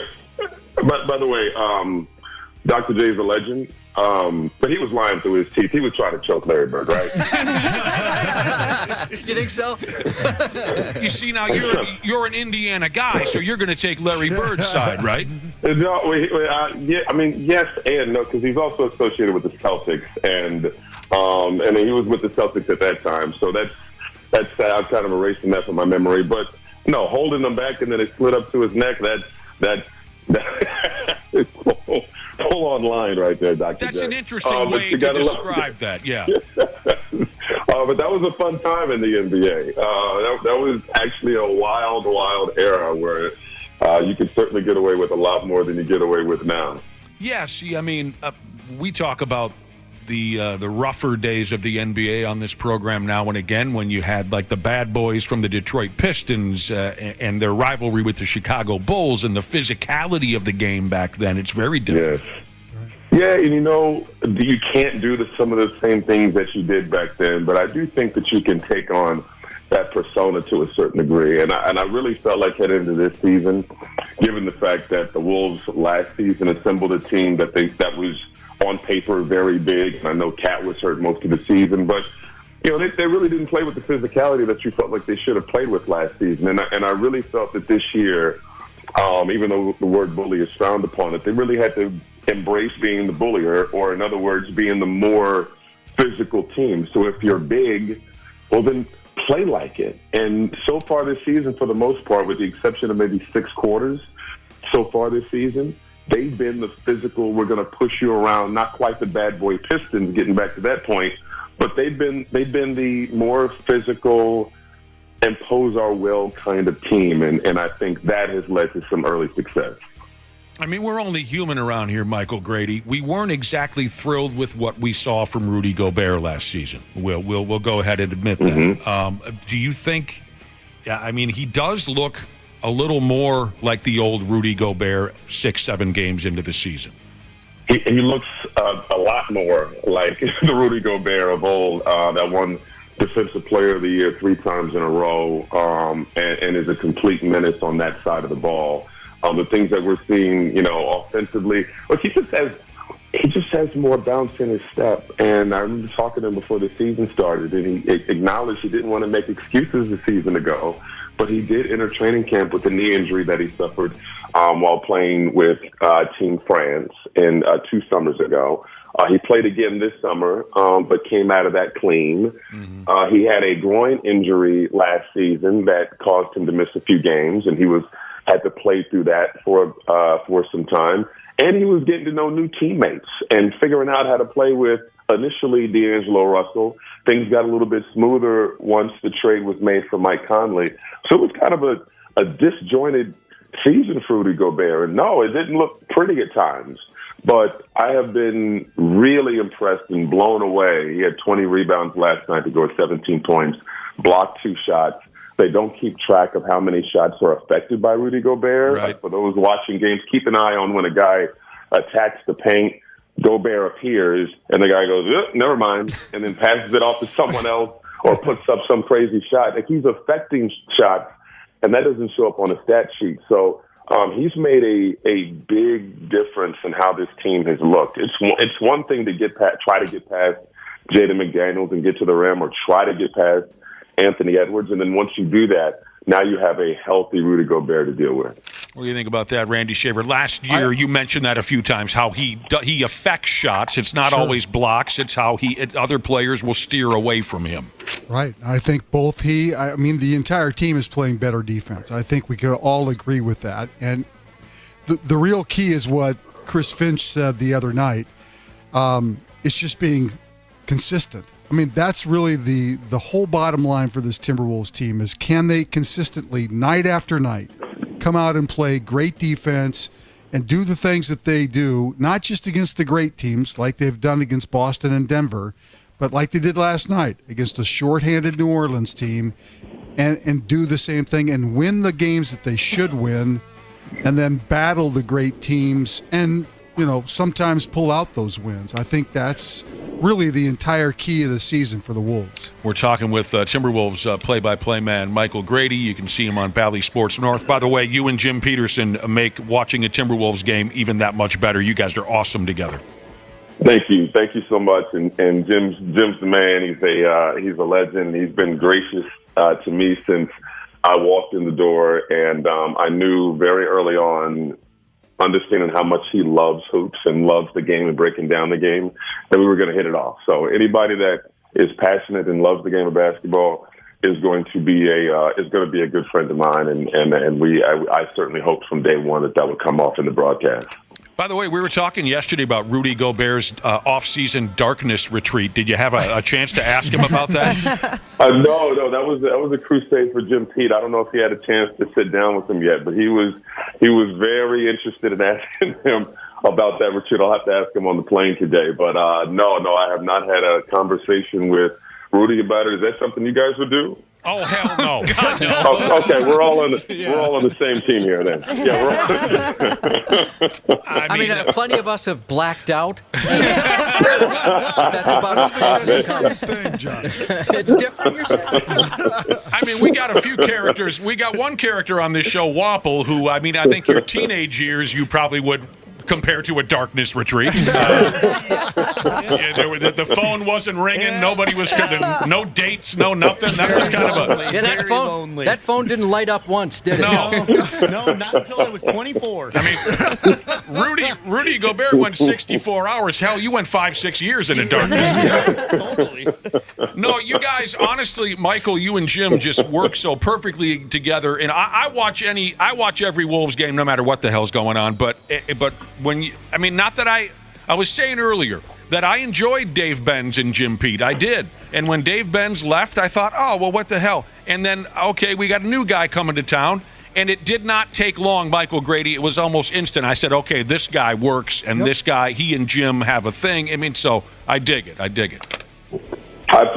think the great thing is just when I came in, understanding kind of what the culture has been like and what things have been like around here, and being a fan of this team and the here we go again vibe. And that is a hard narrative to break, and initiating and the genesis of bringing in a new culture and a new way of thinking is a very tough thing to bring about. But going back to, I think it was Randy who said it, last year's team, coming off of an emotional victory against a really good squad, would have lost that game to New Orleans last night. Mm-hmm. So it's a sign of something that you could beat Boston, hand them their first loss, and then the next game have a New Orleans team where their faces that, wait a minute, who is I thought we were facing Zion. We have Jeremiah Robinson Earl. Mm-hmm. This sounds like an old school mechanic. This is who I'm facing off against tonight. My grandfather used to sing songs of Jeremiah Robinson Earl. Around campfires. I hear what you mean. Yeah. Yeah. So that was impressive. There should have been a ton of games last season where the starters should have been laughing on the bench in the fourth quarter. But instead, they had to play their hearts out, sometimes win, sometimes lose. And we've already had a couple of games so far through 7 games where there were a lot of laughs on the bench in the fourth quarter. And if we get more of that, this will be a top 4 seed in the West. That would be wonderful. Absolutely wonderful. Next up, they play at San Antonio tomorrow night. And this is game 1 against Wemby, of course. We all have to come uncorked now because they're going to play Wembanyama. But this is game 1 of this in-season tournament. Do we have enough time for Michael Grady to explain to us the in-season tournament? I don't know if we fully get this yet. Hey, I can do a quick synopsis because I did a video on it for the Wolves yesterday. All right. But yeah, I mean, for those who follow soccer, I guess this is something that they've done for quite some time. But they broke up each conference into 3 groups, and so there's 6 total groups of 5, and these teams are going to play each other once, so it'll be 4 games against the teams in your group, and the teams who have the best record out of each of the 6 groups, they advance to a knockout stage. All right. If you're not one of the top 6, the next 2 best records will also advance to the knockout stage. So it'll be 8 total teams in the knockout stage in Las Vegas for quarterfinals, semifinals, and then finals for some pocket cash. And there's a trophy. And there's this trophy. The new NBA Cup is the trophy. So it's kind of a way that, a lot of fans are kind of casually watch and don't really pay attention to NBA on a nightly basis until after Christmas or until the first of the year, right as the NFL season is winding down. And this is just kind of a way that the NBA can bring in some extra money. Let's not forget that everything's about money, but maybe bring in some more eyeballs. Like, why does this court look different? What are these jerseys they're wearing? So just a way to bring a little bit of excitement. And I'm looking forward to the Wolves' first in-season tournament game, what the court's going to look like tomorrow night in San Antonio, and seeing this 7'3", 7'4", 19-year-old. Right. Victor Wembanyama. He had his big breakout game a couple games ago. He scored 36, 37 points or something like that. Because I was kind of watching him wondering, where is this phenom that everyone's talking about? But now it looks like he finally had that big breakout game. So there you go. I hope you don't mind. I hope you don't mind, Michael Grady, if I keep asking personal questions here. But we're excited to get to know you a little better now. Folks who just read your bio might say, he's coming over from Brooklyn. He's a big city guy coming here to cold and lonely Minnesota. But the truth is, cold and lonely. You grew up in Indiana. Yeah, it wasn't this cold. It wasn't this cold in Indiana, but it was Midwest vibes I grew up with, and Indy was home for many, many years. Grew up there. Hosted a morning sports talk show there. I was a sports anchor there. I was the PA announcer for the Pacers, and did those 3 jobs simultaneously until Brooklyn came calling. And so, my sister still lives in Indianapolis. My grandparents, I have cousins, aunts and uncles that still live there. So Indy's still a big part of me, just like Brooklyn was in a short period of time. So it was pretty cool to come back to the Midwest, and not knowing a whole lot about Minneapolis at the time that I took the job, and it has been great getting to feel out the community, getting to check out different food spots because I am a foodie, and just getting comfortable here in what's now been a little over a year. What did you know before coming here, Michael? It was cold. Okay, you were very aware of that. Prince. Hit the big two so far. Mall of America. There we go. The trifecta. That's it, right? And That's all we have. And the local sports teams. That was about it. That was about it, to be honest with you. What about the accent? We hear people say, "I've heard of the accent from watching the movie Fargo or something like that." Yes, 100%. And by the way, my one of our partners on the broadcast, Katie Storm, has an amazing accent that comes out on occasion on broadcast, but really have fun with it off air. But the accent, and that definitely stands out. I don't hear it every day, but no, when I do hear it, I certainly think of the Coen brothers. That's outstanding. So you grew up watching the Reggie Miller Indiana Pacers, like the mid-'90s when they had the rivalries with Chicago and the New York Knicks. Is that your era when you really got dialed in? Yeah. Reggie Miller was a superhero of mine. I just thought he was magic, and when my mom really got me into sports and basketball. We watch a lot of games together. So when you're young and you're watching your team in a situation where they're down by 6 points with 8 seconds to go, and this guy hits 2 threes in a matter of seconds, and then gives his team the lead moments later, that guy's not human. Right. So those were really formative years in terms of me just getting really passionate for the game and loving the game. The rivalries during that time too, with the Knicks and the Bulls, it was just for me a really special time to fall in love with the game. Man, I mean, any basketball fan remembers that exact scenario you were just playing out, that game against the Knicks in the playoffs where Reggie came out of nowhere and dumped those 3-pointers. I thought that was so great because I still to this day I think I root against the New York teams. That's just, it comes naturally. It comes naturally to Midwesterners, right? So to have Reggie and that club stick it to John Starks and Patrick Ewing and guys like that was beautiful. Those were great Indiana teams. You had Detlef Schrempf and Rick Smits and Dale Davis and Byron Scott and Hayward Workman, and who am I missing in there, Michael Grady? Those were great. I mean, Mark Jackson was a point guard on some of those teams. Antonio Davis was a really solid backup reserve big man.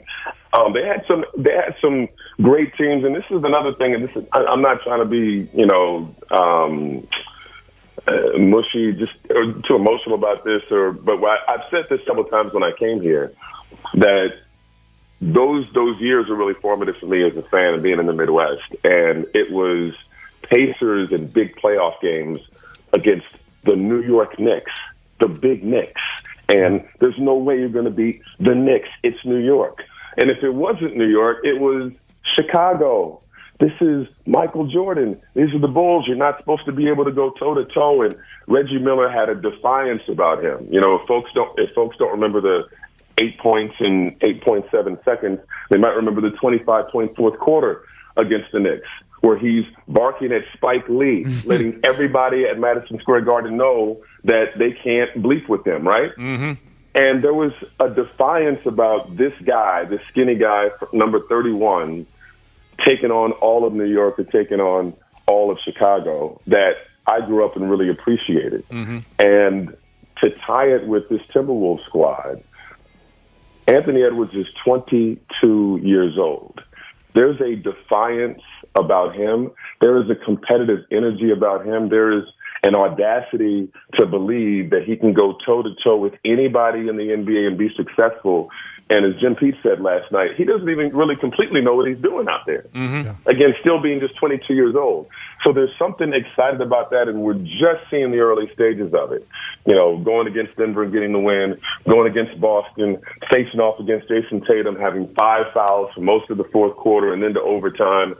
And again, this is Minnesota.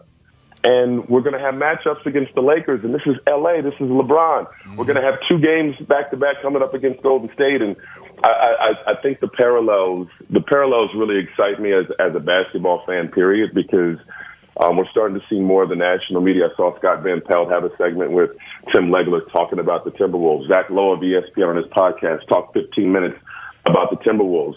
This squad is putting the NBA and the basketball world on notice, and I think that is really fun because people really generally just kind of, oh, yeah, Timberwolves, and kind of keep going. Now you have to stop and talk about them. Yep. And I think that's a testament to what they're building. It's a pretty good comparison there, Reggie Miller and Anthony Edwards. And since we were talking and about... Ant's going to be far better, by the way. And I grew up with Reggie, and he's a superhero. Ant has all the tools to be far, far better. We're talking... Wow. Yeah, we're talking superstar MJ type level. He has the capability of getting to. And we were talking about our formative years. Did everyone love the old unis last night? Yeah, that was cool. Oh my gosh! Oh, bring them. I tweeted this out. I said it several times in the broadcast. I mentioned it to A-Rod. Bring them back full time. Bring those back full time. And I just like how clean they are.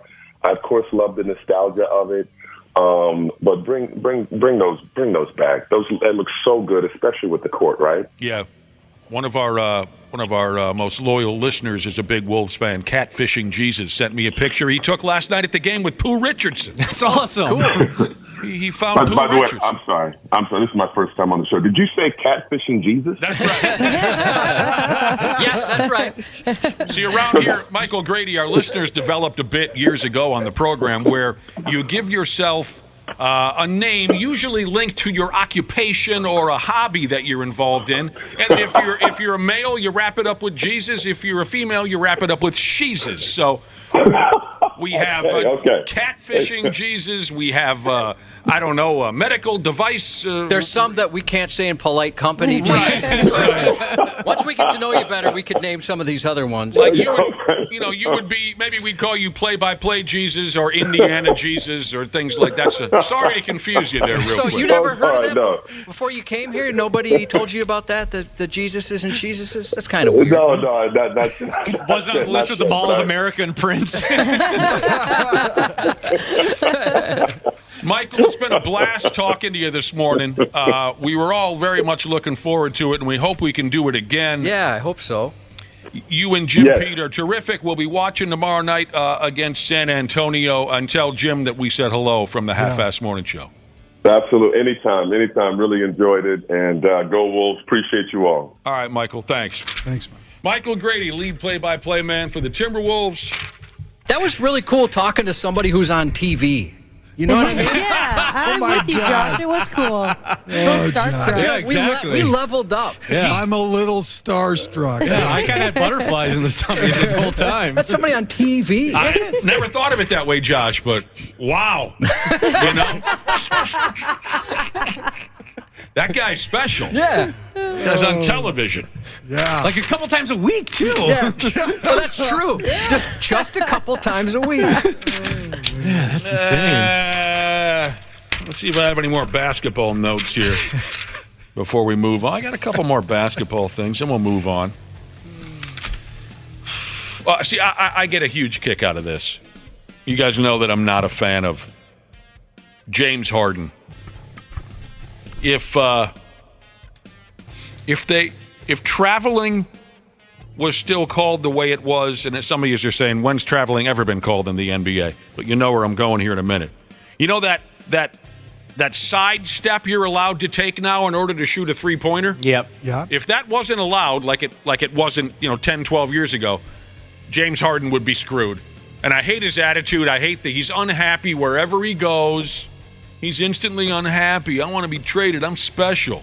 What did he say the other day to the media? Someone asked him about the... I've got that somewhere. He's the system. He's the system. Right. Someone asked him about playing in the Philadelphia 76ers system, and he said, I am a system all to myself. That's why it doesn't sometimes work when he tries to blend in with a new system, because he is a system all on his own. Okay, this guy makes me sick. I am a system. I'm not a system player. I am a system. Okay. Hilarious. So now he plays for the Los Angeles Clippers. He had problems with the 76ers, specifically because of one of their executives, a guy by the name of Daryl Morey. So now he leaves the Sixers. They had to trade him. Now he plays for the Clippers. They go play in Brooklyn. Was it last night or the night before? And I just got done telling Michael Grady I've never liked the East Coast crowds or the East Coast teams, but I give all the credit in the world to the Brooklyn fans, because while Harden's at the free throw line, they're chanting Daryl Morey at Milwaukee series as well. And there's a lot of factors to the dissolution of that group, but Ian, to your point, that's so good. I mean, of all the things to chant, they're all thinking, okay, who do we? Oh, they had the executive that he had problems with there in Philly. That's brilliant. That is good. Sorry I blew up. All right. The Pigs and Rangers are going to let her buck tonight in New York City. The two clubs played a spirited game in St. Paul a few nights ago. Tonight's game will pop up on Bally Sports North at around 6 o'clock. Now, they made a couple of deals yesterday. Bill Guerin making deals. First off, they sent a future 7th-round draft pick. I hope that doesn't concern anybody too much. Didn't lose too much sleep over it, no. They sent a future 7th-round draft pick to the Tampa Bay Lightning in trade for a veteran defenseman by the name of Zach Bogosian. Not exactly Bobby Orr, not exactly a household name, but this guy's played in the league for 16 years. Played for a few different clubs. I mean, this guy goes back far enough to where he can say he played for the Atlanta Thrashers. Oh, wow. Whoa. Doesn't he look like the type of guy you do not want to mess with? Yes, he does. Oh, man, he's got a tough look. And he is, I mean, I hate to use a tired cliche, but more or less a stay-at-home defenseman, a guy who's going to help that goaltender in front of the net. And right. From the deals they made yesterday, that's what Bill Guerin's looking for here. A little help for his goalies. That kind of a thing. I was going to say his quote about this is pretty clear. He said, we've been giving up way too many chances. We need to shift our way of thinking a bit and protect our goaltenders. We have good goaltending, but goaltending doesn't matter if you just hang them out to dry. There you go. So I think that's really the basis for why they decided to make a change and bring in a guy that's got a lot of experience. Bogosian, very likely, if NHL tradition is still in place, very likely he has been nicknamed Bogey or Boger by his teammates. But there isn't maybe a chance his nickname is Booger? Probably not. Maybe. And I think some of us probably are rooting for that, aren't we? Yeah. Booger. Won a cup with the Lightning in 20, add 20, so Also, this one did kind of surprise me. Kalen Addison. This defenseman, from what I remember hearing about this young defenseman, Kalen Addison, he had a nice start to his career. I know that, they were looking for a little more of a stout defensive approach from the guy, and that wasn't happening. But I remember folks talking about, okay, this is the guy, once Spurgeon's all said and done, this is the guy who's going to be, manning the power play at the point and things like that. Well, they dealt him to San Jose, of all places. Yeah, it's like going to Siberia. What did he do to piss Bill Guerin off? Exactly. Traded him to San Jose. That would suck, wouldn't it? Yeah, that's cold. And not for much in return. Well, they got a 5th-round pick.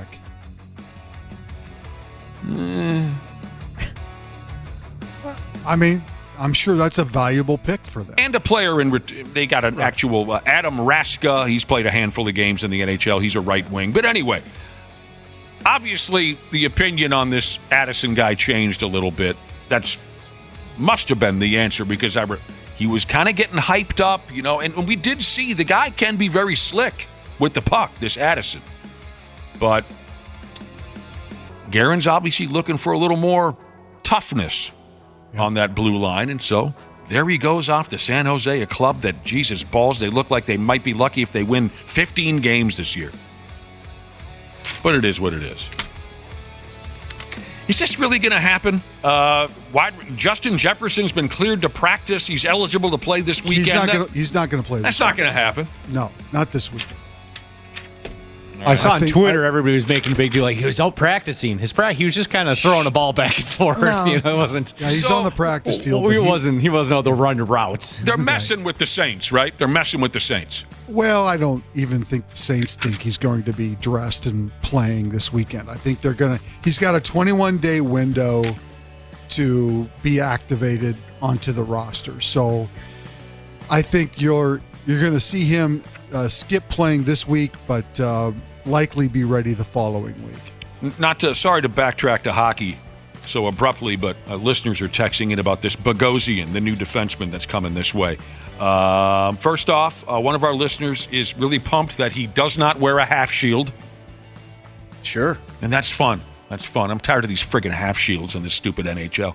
Also, on his nickname, one of our listeners are hoping that his nickname is Bogozer the Gozerian. I think that's a breakdancing reference. Wait, why did I say breakdancing? Ghostbusting. They just reference. released the new trailer yesterday. It looks pretty good. It does. Joshua Dobbs has been named the NFC Offensive Player of the Week. For what? Why would Joshua Dobbs be named the NFC Offensive Player of the Week? He was also named the Nickelodeon Most Valuable Player of the Week. Yes. I love that you knew that. Actually, a larger award. Yeah. More prestigious. Biggest award of the week. Oh, I bet if you have kids, that's bigger for you. Oh, yeah. Sure. Well, you have to dump slime all over the coach. That's cool. Just wait till he dumps that line on the gals at Rick's Cabaret. Oh, they're going to love it. I am the Nickelodeon Player of the Week. Tonight's NFL game is going to be the Chicago Bears playing the Carolina Panthers. Stop whining about the matchups and stop whining about Al Michaels. Everyone's excited about this week of football, it seems like. People are really looking forward to it. Here's what I don't get about NFL fans. You can't please the bastards. This is what aggravates me. Go on social media. What are NFL fans tired of? They're tired of always having the Bills and the Eagles and the Cowboys and the Chiefs on every friggin' game on television, right? Mm-hmm. So enjoy the Bears and the Panthers. They always bitch, oh, why can't we see this team or that team? We only get the same 4 or 5 teams. Well, here you go. Panthers, Bears. It is weird. I think that was the whole purpose of Thursday night games, was to give other teams an opportunity to play in prime time. But this matchup, let's be honest, it's just not a good matchup. I hope it's 3-0. It could very well be a 3-0 game. See, that I don't get it. There's nothing wrong with this matchup. And the only way that this this matchup is even tolerable is because of fantasy football. Otherwise, people would probably not pay attention at all. But if you've got a player or two in this game, then you're going to likely just pay a little bit of attention to it. Back to this Bogosian guy. I didn't think this was going to become a thing, but it's a thing. Back to this Bogosian guy who's been traded to the Wild. The listener says, what's Bill Guerin thinking? Signing up a right-handed reliever from the 91 Twins. No, you're thinking of Steve Bedrosian. That was Steve Bedrosian. Bedrock, they called him. Steve Bedrosian. Right. I never would have been able to tell you this if you put me on the spot, but it says here, Troy Buck, that's not his first name. Joe Buck and Troy Aikman are now the longest tenured broadcast crew in NFL history. Oh, wow. NFL history. In the history. Longer than Brookshire and Summerall? Brookshire? Tommy, you don't remember that? No, I don't. Yeah, that was the broadcast team back in the day. Tom Brookshire and Pat Summerall. Well, Pat Summerall's in before the mix. Madden. Yes. So Joe Buck and Troy Aikman, they are in their 22nd season together calling football games side by side. That's good. Pat Summerall and John Madden did it for 21 years. Yep. So there you go. I never would have been able to tell you that. No. Never in a million years.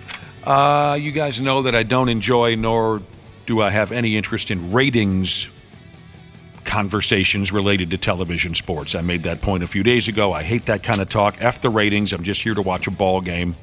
But I wanted your take on this because I know you guys have watched this show before. A story was floating around yesterday about how the ratings are dying on the Manning cast Eli Manning and family's alternate Monday Night Football broadcast. They say the shine has worn off. The ratings are in the tank. Oh, boy. Folks are going with Joe Buck and Troy Aikmental, where for a while they were saying, why do I want to put up with these? So here's the theory. At least according to fans, one of the big reasons people are abandoning the Manning cast is because they have too many friggin' guests. And it's not just them. At first, it was just the two brothers being silly, and now, I mean, the other night, I flipped over for 2 seconds, and I didn't see Schwarzenegger. Maybe it was more than a week ago, whatever. But it looked like they had 4 separate guests lined up to cut in via satellite. And Jeez. A little too much. That's a lot. I agree. Yeah, they try to have someone a quarter. Yeah, it's too much. So you would say you'd rather it just go back to Eli and his family? I thought it was better. It's, every once in a while you get a guest that's interesting, certainly, but I like their rapport. Mm-hmm. Okay. I could see, doesn't it kind of seem like one of those things where people tune in just to get something different and then that's it? I'd imagine the Nickelodeon broadcasts are kind of the same. I watched a couple of those and I think I'm pretty good. I enjoyed them. You're good on that? I'm good. Yeah. Yeah, that's, that's why I wanted you guys' take on it. You've watched Eli and Peyton, and they overdid it. It was some not talking head, because that's what they are now, being on television media. Some suit and tie. Yep. Some big shot on ESPN or whatever channel they're on probably has messed with the show now to where, and I'm sure you're exactly right. I bet that didn't come from them. We've had experience in that. And I feel like the guests that they used to have were more football-related guests. They made sense. They have a former player on. I love Arnold, but I don't need to hear what Schwarzenegger has to say about the Monday night game. Yeah, you're right. They've had kind of some weird guests at times. I hear you. This is the second time this football season that we've heard this rumor. And help me now, I believe the first time we heard this rumor, it had to do with the head coach of the Rams. What's his name again? Josh, he's a young guy. Yeah. He combs his hair nicely. He's very Sean thin. McVay. Yeah. Sean McVay. The first time I think we heard this rumor, it had to do with Sean McVay, the head coach of the Rams, and Vikings running back Cam Akers. The rumor was that the McVay shipped Akers off to the Vikings because McVay's wife was too attracted to Akers. Do you guys remember that? Mm-hmm. Something like that, yeah. Okay. Now the rumor has switched over to go this way. Former Raiders head coach Josh McDaniels once traded a star player because McDaniels' wife was attracted to the player. What? So this is probably nonsense, and folks just keep switching the rumor around depending on what neighborhood you're in. But a former Broncos tight end by the name of Nate Jackson, who's now an author, wrote an article talking about Josh McDaniels' failures as a head coach in the NFL. And one of the stories he's been telling was from way back in 2000+9.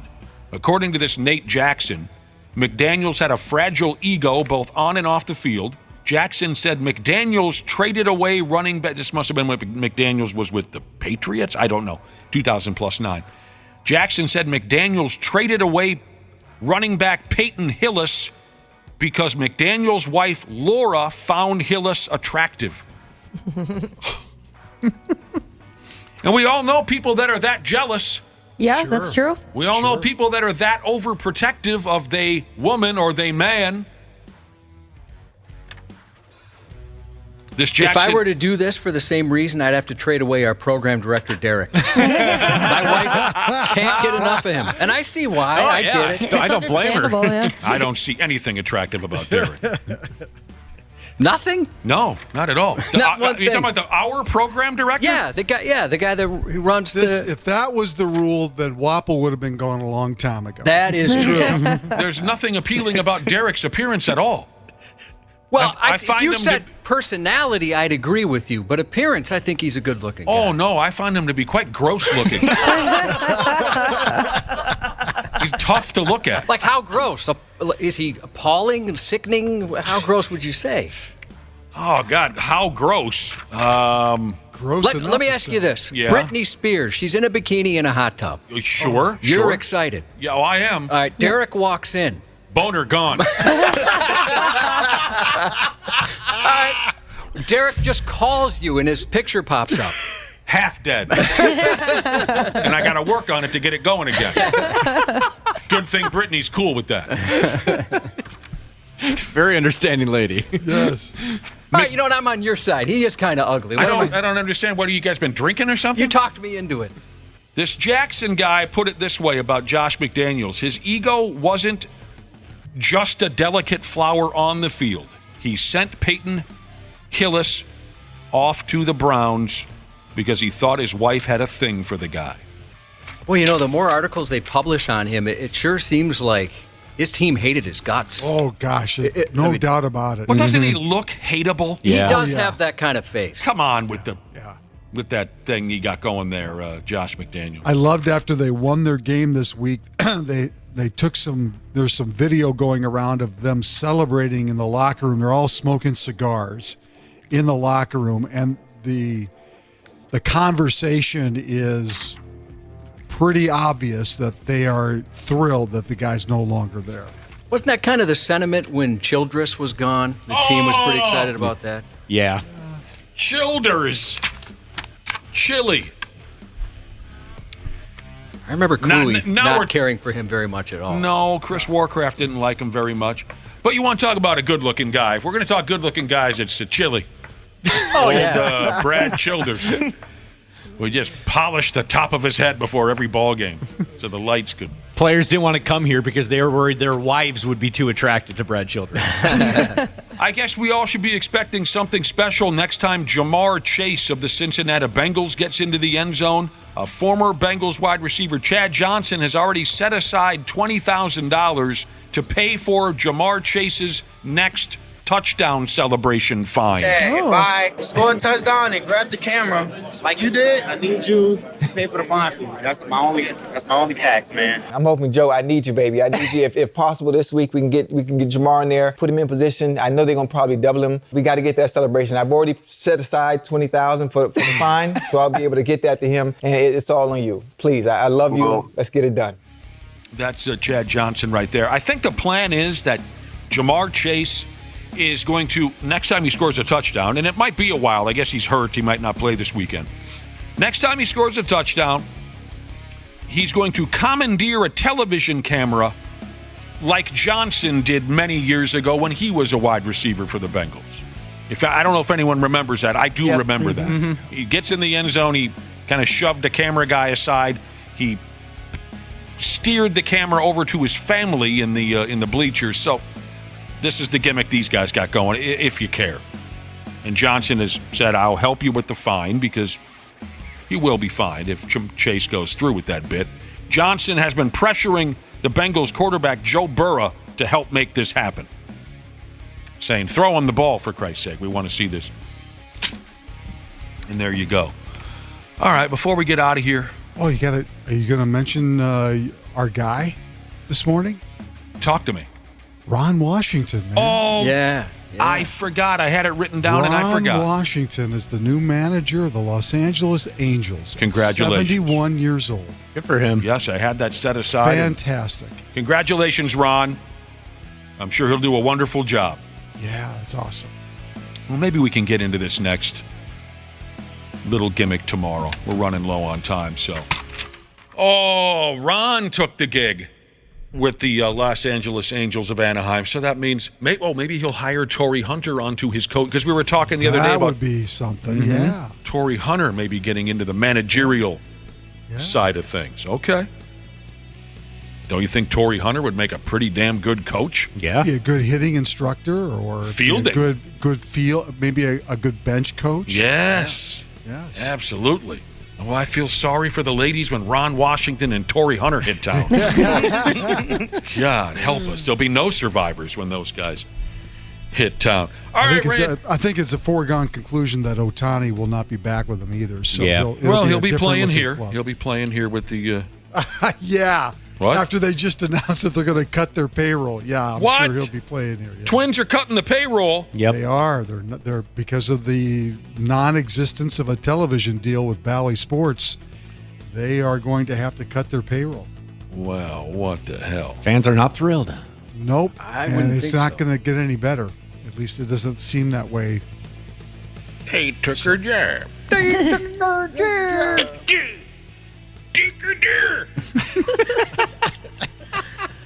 I like when it evolves to just like grunting. They do that a lot. They took our jobs.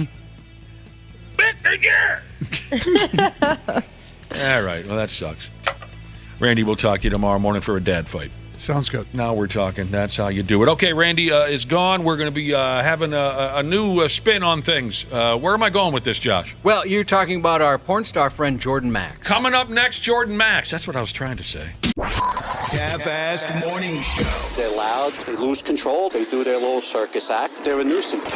93X. Did you know that Standard Heating has over 700 years of combined experience in the heating business? Now that's a lot of brain power. Hi, Corey here. As the call center manager at Standard, I'm proud to be able to work for a company that provides top solutions and experiences for our customers. Ashley, tell us more. Take advantage of Standard Heating and Air Conditioning's HVAC Black Friday specials and save up to $1,500 on a furnace and AC combo or $1,000 on a new boiler. Check out the hottest deals in town all through November at standardheating.com. Get an inside look at Hollywood with Michael Rosenbaum. Let's get into the fascinating, wonderful Bonnie Wright. Oh, yeah. Ray Fiennes was the most chilling actor to work around. He wasn't funny and making jokes. No. A little bit, but in, like, Voldemort way. Did you feel like he got very little direction? They let him do what he was just doing? I'm sure he was probably the type of actor that would go kind of quietly and speak to the director rather than What am I doing wrong? What do you want me to do? Inside of You with Michael Rosenbaum. Wherever you listen. Half-assed morning show. 93X. Oh, yeah. Thank you so much for listening to the 93X Half-Assed Morning Show. It is 8:28. It's a Thursday. Now we're talking. A hot mama in studio. Welcome to the program. Thank you. Wait a minute, come here. I'm verklempt. Welcome to the program, local gal gone porn star Jordan Maxx. Hello, Jordan. Hi, good morning. Jordan. Good to see you. How's the adult film industry treating you? It's going well. I got back from Los Angeles and Las Vegas a couple weeks ago. Both work related? Yep. I was in LA for 5 days. I was in Las Vegas for 5 days, and I shot some new scenes, so those should be coming out soon. What Vegas versus LA, like is it different companies or why the different places? Yeah, different companies. There was some legislature a few years ago where California wanted to make it so you had to wear condoms in porn. What? Oh, so a lot of companies moved out to Las Vegas, that and like for tax purposes. But yeah. Yeah, no condoms in Vegas. Right. What happens in Vegas? Yeah. That's unbelievable. Condoms in porno. Who would have thought you'd ever see the day? Is that a grind traveling for your job, or is that something maybe you actually like? I like it. When the weather gets cold here, it's nice to go somewhere warm. Sure. But yeah, no, I like it. I like traveling a lot. I love going out and getting to see new things. Yeah, when's cold weather porn going to become a thing? That sounds awful. On the ice, on the ski slopes. Is there porn in Antarctica? In a deer stand. When it's cold. In an ice fishing house. Yeah. We're in 2023 and there's still no such thing. You've not. Oh, it's fun. It's fun. Pretty good idea. Come on, 2023 and there's still no such thing as cold weather porn. It's crazy. We're gonna change that this year. You know We're what? gonna change that. Maybe the guys would be against that. I think I would. Let's get it as hot as possible. So you got some new videos that'll be up and running soon, you said. Yes. All right. Anything special about these videos to tease your fans? What you might be, how you are portrayed, characters, new adventures sexually in some of these videos? Yeah, a little bit. There is one with two guys at the same time. I'll be dipped. There is the Devil's Three-Way, they call it, Cubby. Yes. Yep. No. Number one rule: don't make eye contact during a Devil's Three-Way. Was that the first time that you did a Devil's Three-Way? Because if I remember correctly, I thought you said that was on like your list of things you wanted to do. Yeah, no, I did that. I did have one back in July. Oh, okay. But yeah, I did this one with 2 different guys than from before. Mm-hmm. I also did just some basic stuff. Just some, Fair enough. basic vanilla, super sensual and pretty porn. Yeah. Some folks like that. Some folks really like that. Oh, by damn, what a surprise. People are texting in with what type of fish house they have, where it can be found, and the different features that come with the fish house. Let me ask you something now, Jordan Maxx, to get us rolling in a slightly different direction. Would you say that working in porn is fun, but not as much fun as people might think it is? Absolutely. Okay.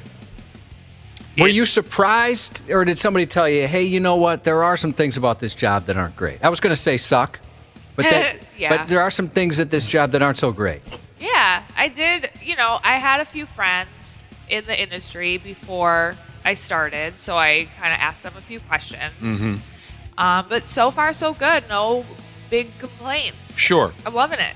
But maybe not as fun. Everyone just thinks we show up, we get naked, we have sex, that's the end of it, right? Right, yeah. People have there's preconceived. so much more. So much more to it. Yes.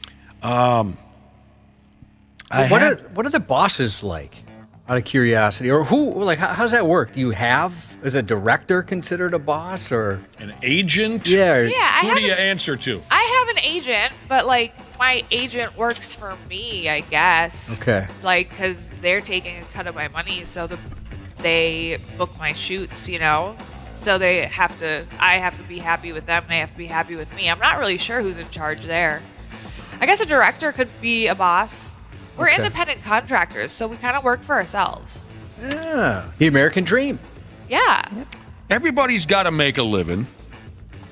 Well, some folks don't make much of an effort when it comes to landing a job, but most of us do. Most of us have to make a living. I have something or another here for those of you who sit in your office or your warehouse or your work vehicle or whatever the situation may be, and you look out the window and you daydream about having a fun job. Someone recently asked the godless internet, which job is a lot less fun than most people expect? And people from all walks of life chimed in here to rain on everyone's dream job parade, okay? So here are some of these jobs. Well, first off, what job, any of you, go ahead and answer. Any type of job. Which of them do you think looks and sounds fun? And we can check the list to see if it's in there. What job to you looks or sounds like a lot of fun? Like an FBI agent or like a detective, that kind of route? Dude. That stuff looks fun. I don't think it's like it is on TV, actually. An FBI agent or a what? A detective? A detective. Yeah, someone that investigates murders. Like Ford Fairlane, the rock and roll detective. Check the documentary. Ace Ventura, somebody like that. Yeah, real detective. Anyone else? Like working at a brewery or something. Oh, yeah, that's a good answer. Damn brewery! What's the line from Beer Fest? They push out 3,000 bottles of beer a day. I drink 44 off the line, and I'm the a-hole, right? A brewery. That's a good one. Okay. What about like a movie critic? Wow. All right. Imagine you just think all you do is go watch movies. You get to watch them before anybody else. Ooh, Jordan Maxx, are there real porno movie critics, or are those just folks who work in the porn industry who, write about... Like in Hustler magazine, they had porn movie reviews, and some of the reviews were positive and some were negative. Are those real porn movie critics? I would have to say yes. Okay. There's a few websites out there that, review films, review scenes. So to the best of my knowledge, I don't really know what the qualifications are to get that job. Right. If you have to go to school for journalism or communicate, I don't know. Communication, sure. Yeah. I wonder or biology, geology, or not geology, but biology, gynecology. I mean, maybe they have legitimate journalism degrees, and this is the route they wanted to take, and good for them. So again, we're back to which job is a lot less fun than most people think. Well, bingo card Jesus already checked in. Work at a brewery can confirm. Maybe it's not as fun as you think. Not as fun. Okay. We'll see if we cross paths with a brewery before we get out of this conversation. It leads off here with anything freelance. Oh, well, that's you, Jordan Maxx, right? You just said you're an independent contractor. Yep, that's okay. me. I would think that'd be great.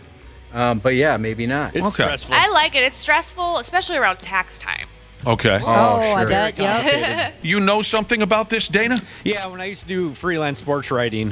Freelance sports writing? Yeah, there would be a lot, trying to get paid the money that you're owed, and it's... I didn't know you did freelance sports writing. I thought you worked for a radio station. And I did freelance sports writing on the side as well. Really? So you would try to sell your articles to SportsIllustrated.com, Star Trib, whatever, whoever would take it? Yeah, well, I for a few years, I was writing for CBSSports.com, and that was my main freelancing gig. And yeah, they pay you, they don't take taxes out, so you got to account for that. It's always kind of week to week or season to season. You don't know if you're going to be back. So it was a lot more stress and pressure than I think people realize. Was the pay garbage? Yeah, I think pay wasn't all that great either, All right. And yeah, there's a lot of unnecessary headaches that went around it. But here you go. So yeah, you would assume working freelance, you're your own boss, all that stuff. But here are the negatives listed in this report. Finding work is a hassle, getting paid is a hassle, and you're on your own for benefits and retirement. Another job that's a lot less fun than people think, being a touring musician. Well, this one is, I think, pretty obvious. If you're Frank Furloni, who's the lead singer of the Foo Fighters? Dave Grohl. If you're Dave Grohl and you are the most popular rock band in the world, being a touring musician is the greatest friggin' job in the world, right? Yep. But if you're struggling, you're still playing bowling alleys, you're trying to get momentum, and you're still getting half-filled crowds, I bet it's miserable. And here's what they say about being a touring musician. It's boring, there's too much waiting around, and there's also the travel grind and the hours. That's what you hear a lot about independent wrestlers. The grind that they go through. Yeah. Always in a different town each night. You have to set up the ring. You have to take down the ring. You're doing your own Instagram account videos. No doubt about it. Sometimes you go out there and break yourself in half, and at the end of the night, they hand you 10. Because there's only 2 people in the the audience. Good one, Wapple. But absolutely. But we're all wrestling fans here. It makes you appreciate those people that much more. Yep. I've been to wrestling shows before where, Wapple, 2, 5, 7 people there, and these sumbitches still come out and they're doing Canadian destroyers off the top rope and throwing each other through fluorescent bulb dildos. I don't know what I'm talking about. Be careful with a fluorescent bulb dildo. Oh, jeez, yeah, be real careful. Special Agent Jesus has checked in and said, can confirm being a special agent's not like TV. It's about 12 hours of paperwork for every 30 minutes of fun. That's true. You do hear that from cops a lot, the paperwork. But I thought if you just get, if you climb the ladder high enough, you can just make the people under you do your paperwork. Well, that's probably a long, stinking climb. Yeah, I don't know. A long climb. Maybe Special Agent Jesus can get back to us. A lot of these jobs that are a lot less fun than most people think, according to this report, fall into line with Jordan Maxx here. Working in the film industry also lands in here. It's a demanding job. There's stressful deadlines. You're working to execute someone else's vision. Sure. Yeah, these first 3, I all had an interest in something related.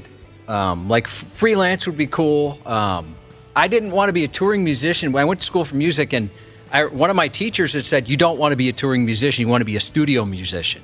And a lot of them got paid more, and you have more variety, right? You're just kind of I'm the guy that plays guitar on whatever album. You said you don't get the notoriety, but you're home every single night. You go into the studio, you record a solo, whatever you do, and then you're on a bunch of records.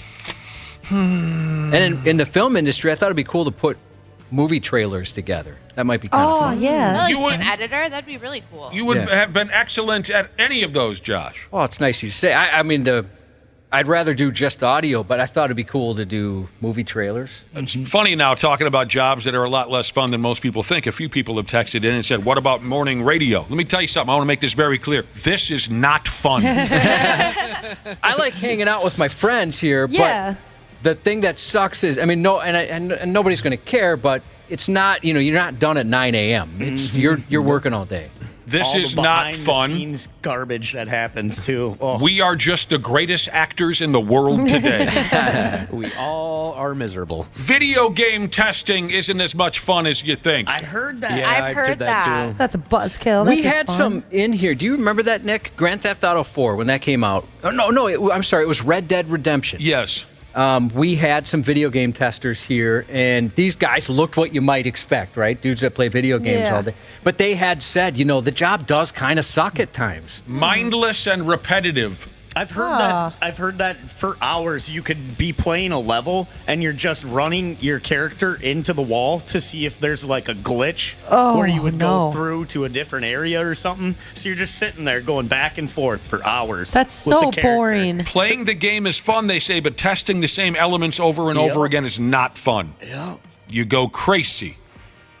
Next up in this report, when you're 21 years old, for about 6 months, you think of this as a fun job, and then you quickly realize, if you have any brains, that it's a difficult job that not many of us can handle, and that's bartending. I wanted to do that real bad when I graduated high school. And as a matter of fact, those late night School of Bartending commercials that had me sold, I wanted to, it was too expensive for me at the time, but yeah, I wanted to do that. I thought that'd be great. I don't even drink, but I thought it'd be fun. I think it's a lot of fun. It all depends on where you work and your clientele. I don't think it would have been fun if I worked somewhere in the cities and I dealt with 21-year-olds all the time. But working at a bar where the majority of your clientele is, over the age of 40, that's fun. Wouldn't matter to me. To be a flair bartender where you're spinning all the drinks and doing different Like tricks Tom and Cruise stuff. and cocktails. Yeah, I was going to say that. Until you do something really cool and someone gives you 50 cents. I can see you doing that, Waffle, I hate that bottle juggling nonsense that some bartenders do. It was real popular in the early 90s, wasn't it, Josh? Oh, man, absolutely. I saw it. Stop doing magic tricks with the... Just pour me a friggin'... It's illusions. Special Agent Jesus got back to us. Ashley, to your point about having people that are, underneath you do it, he said S rolls downhill, so the one above you will give you their paperwork. Okay. But you get to take a take-home car, so he said it's worth it. That'd be kind of cool. Yeah, that would be nice. I would never want to be a bartender. I understand what you just said, Ashley, about 21-year-olds versus people over 40. It doesn't matter. The hours are awful, too, I should say. It doesn't matter. It doesn't matter how old you get. Douchebags are douchebags. And I've watched my favorite bartenders just want to come uncorked and choke people out between the ages of 21 and 101. Yeah. Drunks are drunks. Idiots are idiots. I could never do it. I have all the respect in the world for bartenders who can keep their act together on the job. A job I could see me doing that I think it would be cool nowadays would be a bud tender. A few people text in on that bud tender. Yeah, come on. There can't be any downsides of that, right? I would love that. I get to just talk to people about weed all You know, day. you Different strains and all that. When you talk about marijuana, you sound like a professor at Harvard. It makes you want to start to smoke. Okay, well, tell me about bud tenders. How many of them? There's a lot of them? What is this gig? You're basically the person behind the counter that sells weed to the people. So if they have questions, you're like, oh, what kind of high are you looking for? Then smoke this weed. Oh. What kind of edibles do you like? Well, I've never met a bud tender. Anyone ever met a bud tender? No. Yeah. At dispensaries. Yeah, they are some of the happiest people I've ever met in my life. Absolutely. They're so and they're so knowledgeable. Yeah. Yep. What kind of bud are you looking for, Jordan? I like, indica? Are we talking about weed? Go in the couch? Yeah, weed. Yeah. In the couch. That's a good way to remember it, That's a good way to remember it, yeah. Meaning what? That really makes you high? It makes you it's a chilled. body high. It's a body high versus a head high, which is sativa. You'll be like those old commercials with the dog and everything. It's like, don't melt into the couch. It's Oh, gonna do yeah. something. Well, what do you like, Wapple? I like sativa because it's more of a creative and uplifting high. You're hybrid is obviously where not it's at. smoking any of that before you get to work. Half-assed morning show. 69. This show sucks. Who are you, fart knockers? 93X. Calling a fart knocker. I don't appreciate that. Jordan Maxx. Porn actress Jordan Maxx is with us today, and we're going to get back to this. We'll get back to this conversation on jobs that might not be as fun as you think they are. In just a minute, but Jordan is on Twitter, and you had an exchange on Twitter with some folks that I'd like to share with our listeners, if you don't mind, Jordan. Of course. This was fun. Jordan went on Twitter, was this yesterday, day before, and she said, reply to this tweet with the most outrageous pickup line or a way you'd get my attention, and maybe it might be read on the 93X Half-Assed Morning Show Thursday morning. Okay. That's what you threw out to. Geez, how many Twitter followers do you have at this point? 2 billion or something like that? No, not that many. That's a lot, I bet. Yeah. That's the goal, though. 2 billion? Yeah. Right? Yeah. Very attainable. Reply to this tweet with the most outrageous pickup line or a way you'd get my attention, and maybe it'll get read on the 93X Half-Assed Morning Show Thursday morning. So here are some of how your followers responded. Here are some of the pickup lines. Can I use your underwear to make soup? Oh, my. Rate that on a scale of 1 to 10, Jordan, a pickup line. 1 to 10. Can I use your underwear to make soup? 10 for 10's great. Outrageousness. Yes, outrageousness. I don't understand how exactly. So, I mean, there would be follow-up questions. It would underwear soup? It is a conversation starter. Oh, you soak it in there like you would a ham bone. Okay. It's like how you make a broth. Yeah. Another one of your followers said, I am gainfully employed. I have a retirement plan, and I go on 2 warm weather vacations every year. That works for me. Yes. You laid it all out. What a catch. Hanging part or painting parts, Jesus. Roses are red, violets are fine. You be the 6, I be the 9. Another listener went this route, Josh. I think you'll appreciate it. I have a 401k and a secondary independent portfolio of diverse investments that average fiscal returns of 2% to 5% annually. Do you want to go grab some French toast? That's the fancy kind of toast. Yeah. And finally, one other follower of Jordan Maxx on Twitter said, you're like a championship bass, but I don't know if I should mount you or eat you. Oh, my. I like that one. Dum, dum, dum, dum. Would any of those get a reply from you, Jordan? Like in person? In person? Yeah. In person, maybe the ones about money. Yeah. You know? If they have money, is that what you said?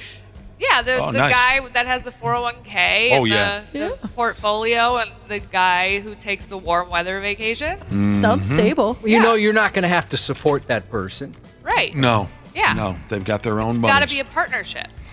All right, finishing off this report on the jobs that are a lot less fun than most people think. We started off asking Jordan Maxx, I mean, is porn, could you describe porn that way? It's fun, but it's not as much fun as you might think. And she said, yeah, there's always something else going on. It's not just Bubba banging.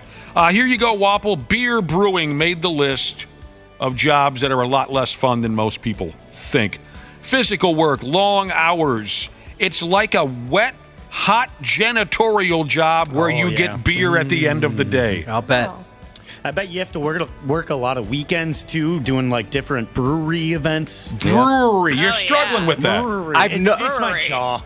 I've noticed that it appears that people that work at breweries don't have time to shave. No, they don't. They all have long beards. And the only place they can shop is a place that sells a hell of a lot of plaid shirts. That's true. Flannel shirts. I don't know. That still might be a good gig for you because at breweries they always have those like cool food trucks that come through on the weekends.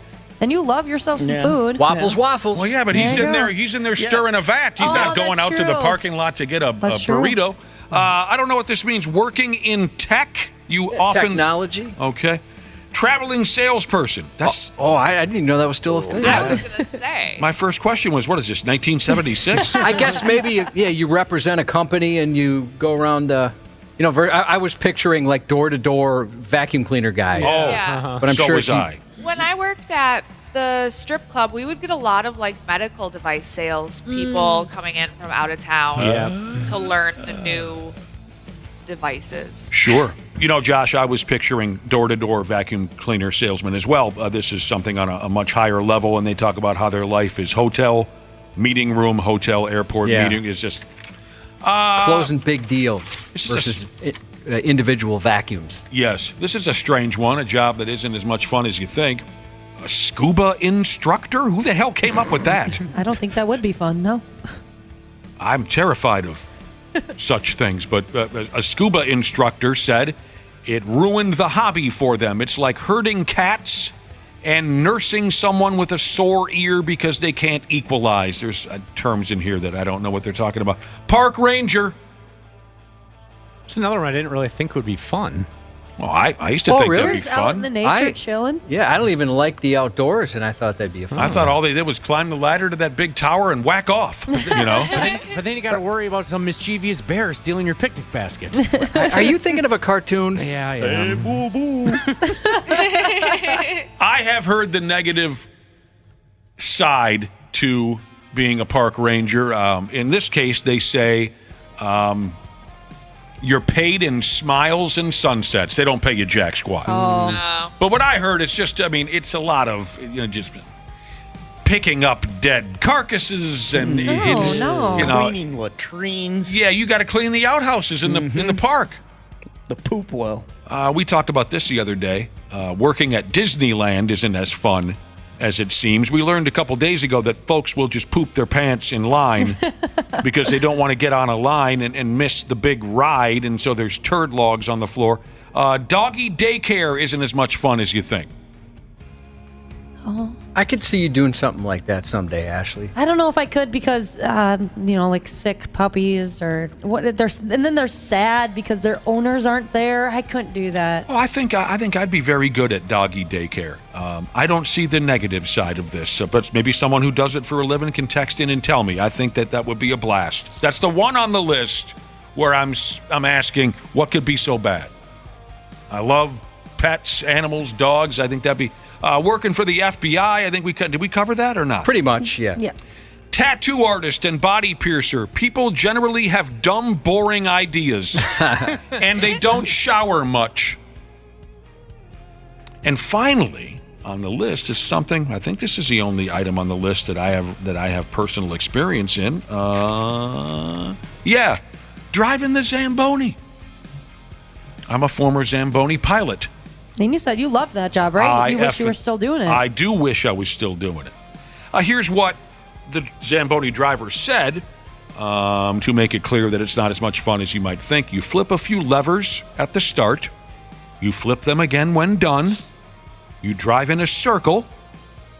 And your stress goes through the roof when something breaks. Your stress goes through the roof when something breaks.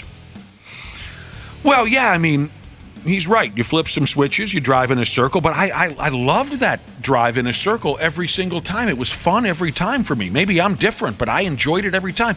It always looks fun to me, especially the guys that are cruising. Yeah. You have your pattern that you follow, and I loved trying to be as perfect as possible with that pattern. Well, you get to see your work, too, once it's done with. Oh, it's that's beautiful. Satisfying, yes. And you go, oh, look, I didn't lay down too much water. Look how quick it's drying. That's what I loved about mowing lawns for a living. See, or landscaping, just seeing when it was done. Now, felt like, hey, look, I did that. Oh, yeah, that absolutely. See all those stripes in the middle of the yard? I did that. Yeah, that does feel good. Those little mohawks there? I did that. Now, trademark. When I was a young guy, the perk of being a Zamboni driver, there were a couple of them. We got all the ice time we wanted once the night was over. And when you're young, you can stay up till 2, 3 in the morning drinking beer with your buddies, skating around the rink.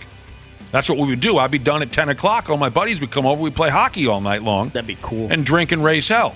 The other thing that I liked about being a Zamboni driver is women love you as a Zamboni driver. They do. I would never expect that. They fall for the Zamboni guy. They love him. A couple of them thought I was cute. That's, I guess, the end of that. Stress? Yeah, there's some stress. Yeah, when something breaks, absolutely. But I was surprised to see that on the list. Our listeners said things like being a chef isn't as much fun as you think. Those guys, when I worked in restaurants, always looked like they were working their tails off. Yeah, Right. that looks like a very high-stressed situation. And I can only say from my experience, they were also some of the crankiest people I've ever met. Well, at least during a rush. Gynecology isn't as fun as you might think. Heard that before. And these other two I really enjoyed reading. Being in the military is, one listener's take, being in the military is not like being in a Michael Bay movie. I don't know what that reference means, but if you do, then you're probably enjoying it. That's one that came to mind for me, too.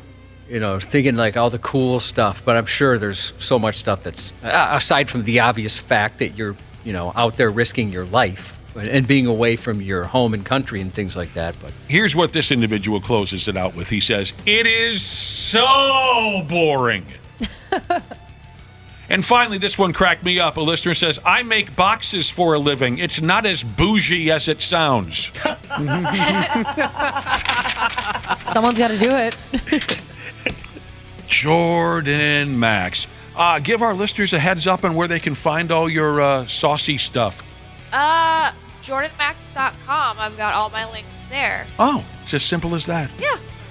Well, thanks for coming out. Thanks for having me. Thanks for being on the show. We always have a good time, and hopefully we'll see you in a couple of weeks or something. Definitely. Word. By the way, Friday, December 8th, Toys for Tatas at Rick's. If you want to come join us, we'd love to hang out. Oh, yeah. I would love to. That was a lot of fun. Yeah. Happy 4th anniversary to Mrs. Meatball Jesus from BPM Meatball Jesus. The 93X Half-Assed Morning Show. 93. The 93X Half-Assed Morning Show podcast is sponsored by Standard Heating and Air Conditioning. New episodes drop each weekday. If your podcast platform has ratings, go ahead and give us 5 stars and maybe give our enemies 1. Thanks, and here's a word from our sponsor. Take advantage of Standard Heating and Air Conditioning's HVAC Black Friday specials and save up to $1,500 on a furnace and AC combo or $1,000 on a new boiler. Check out the hottest deals in town all through November at standardheating.com.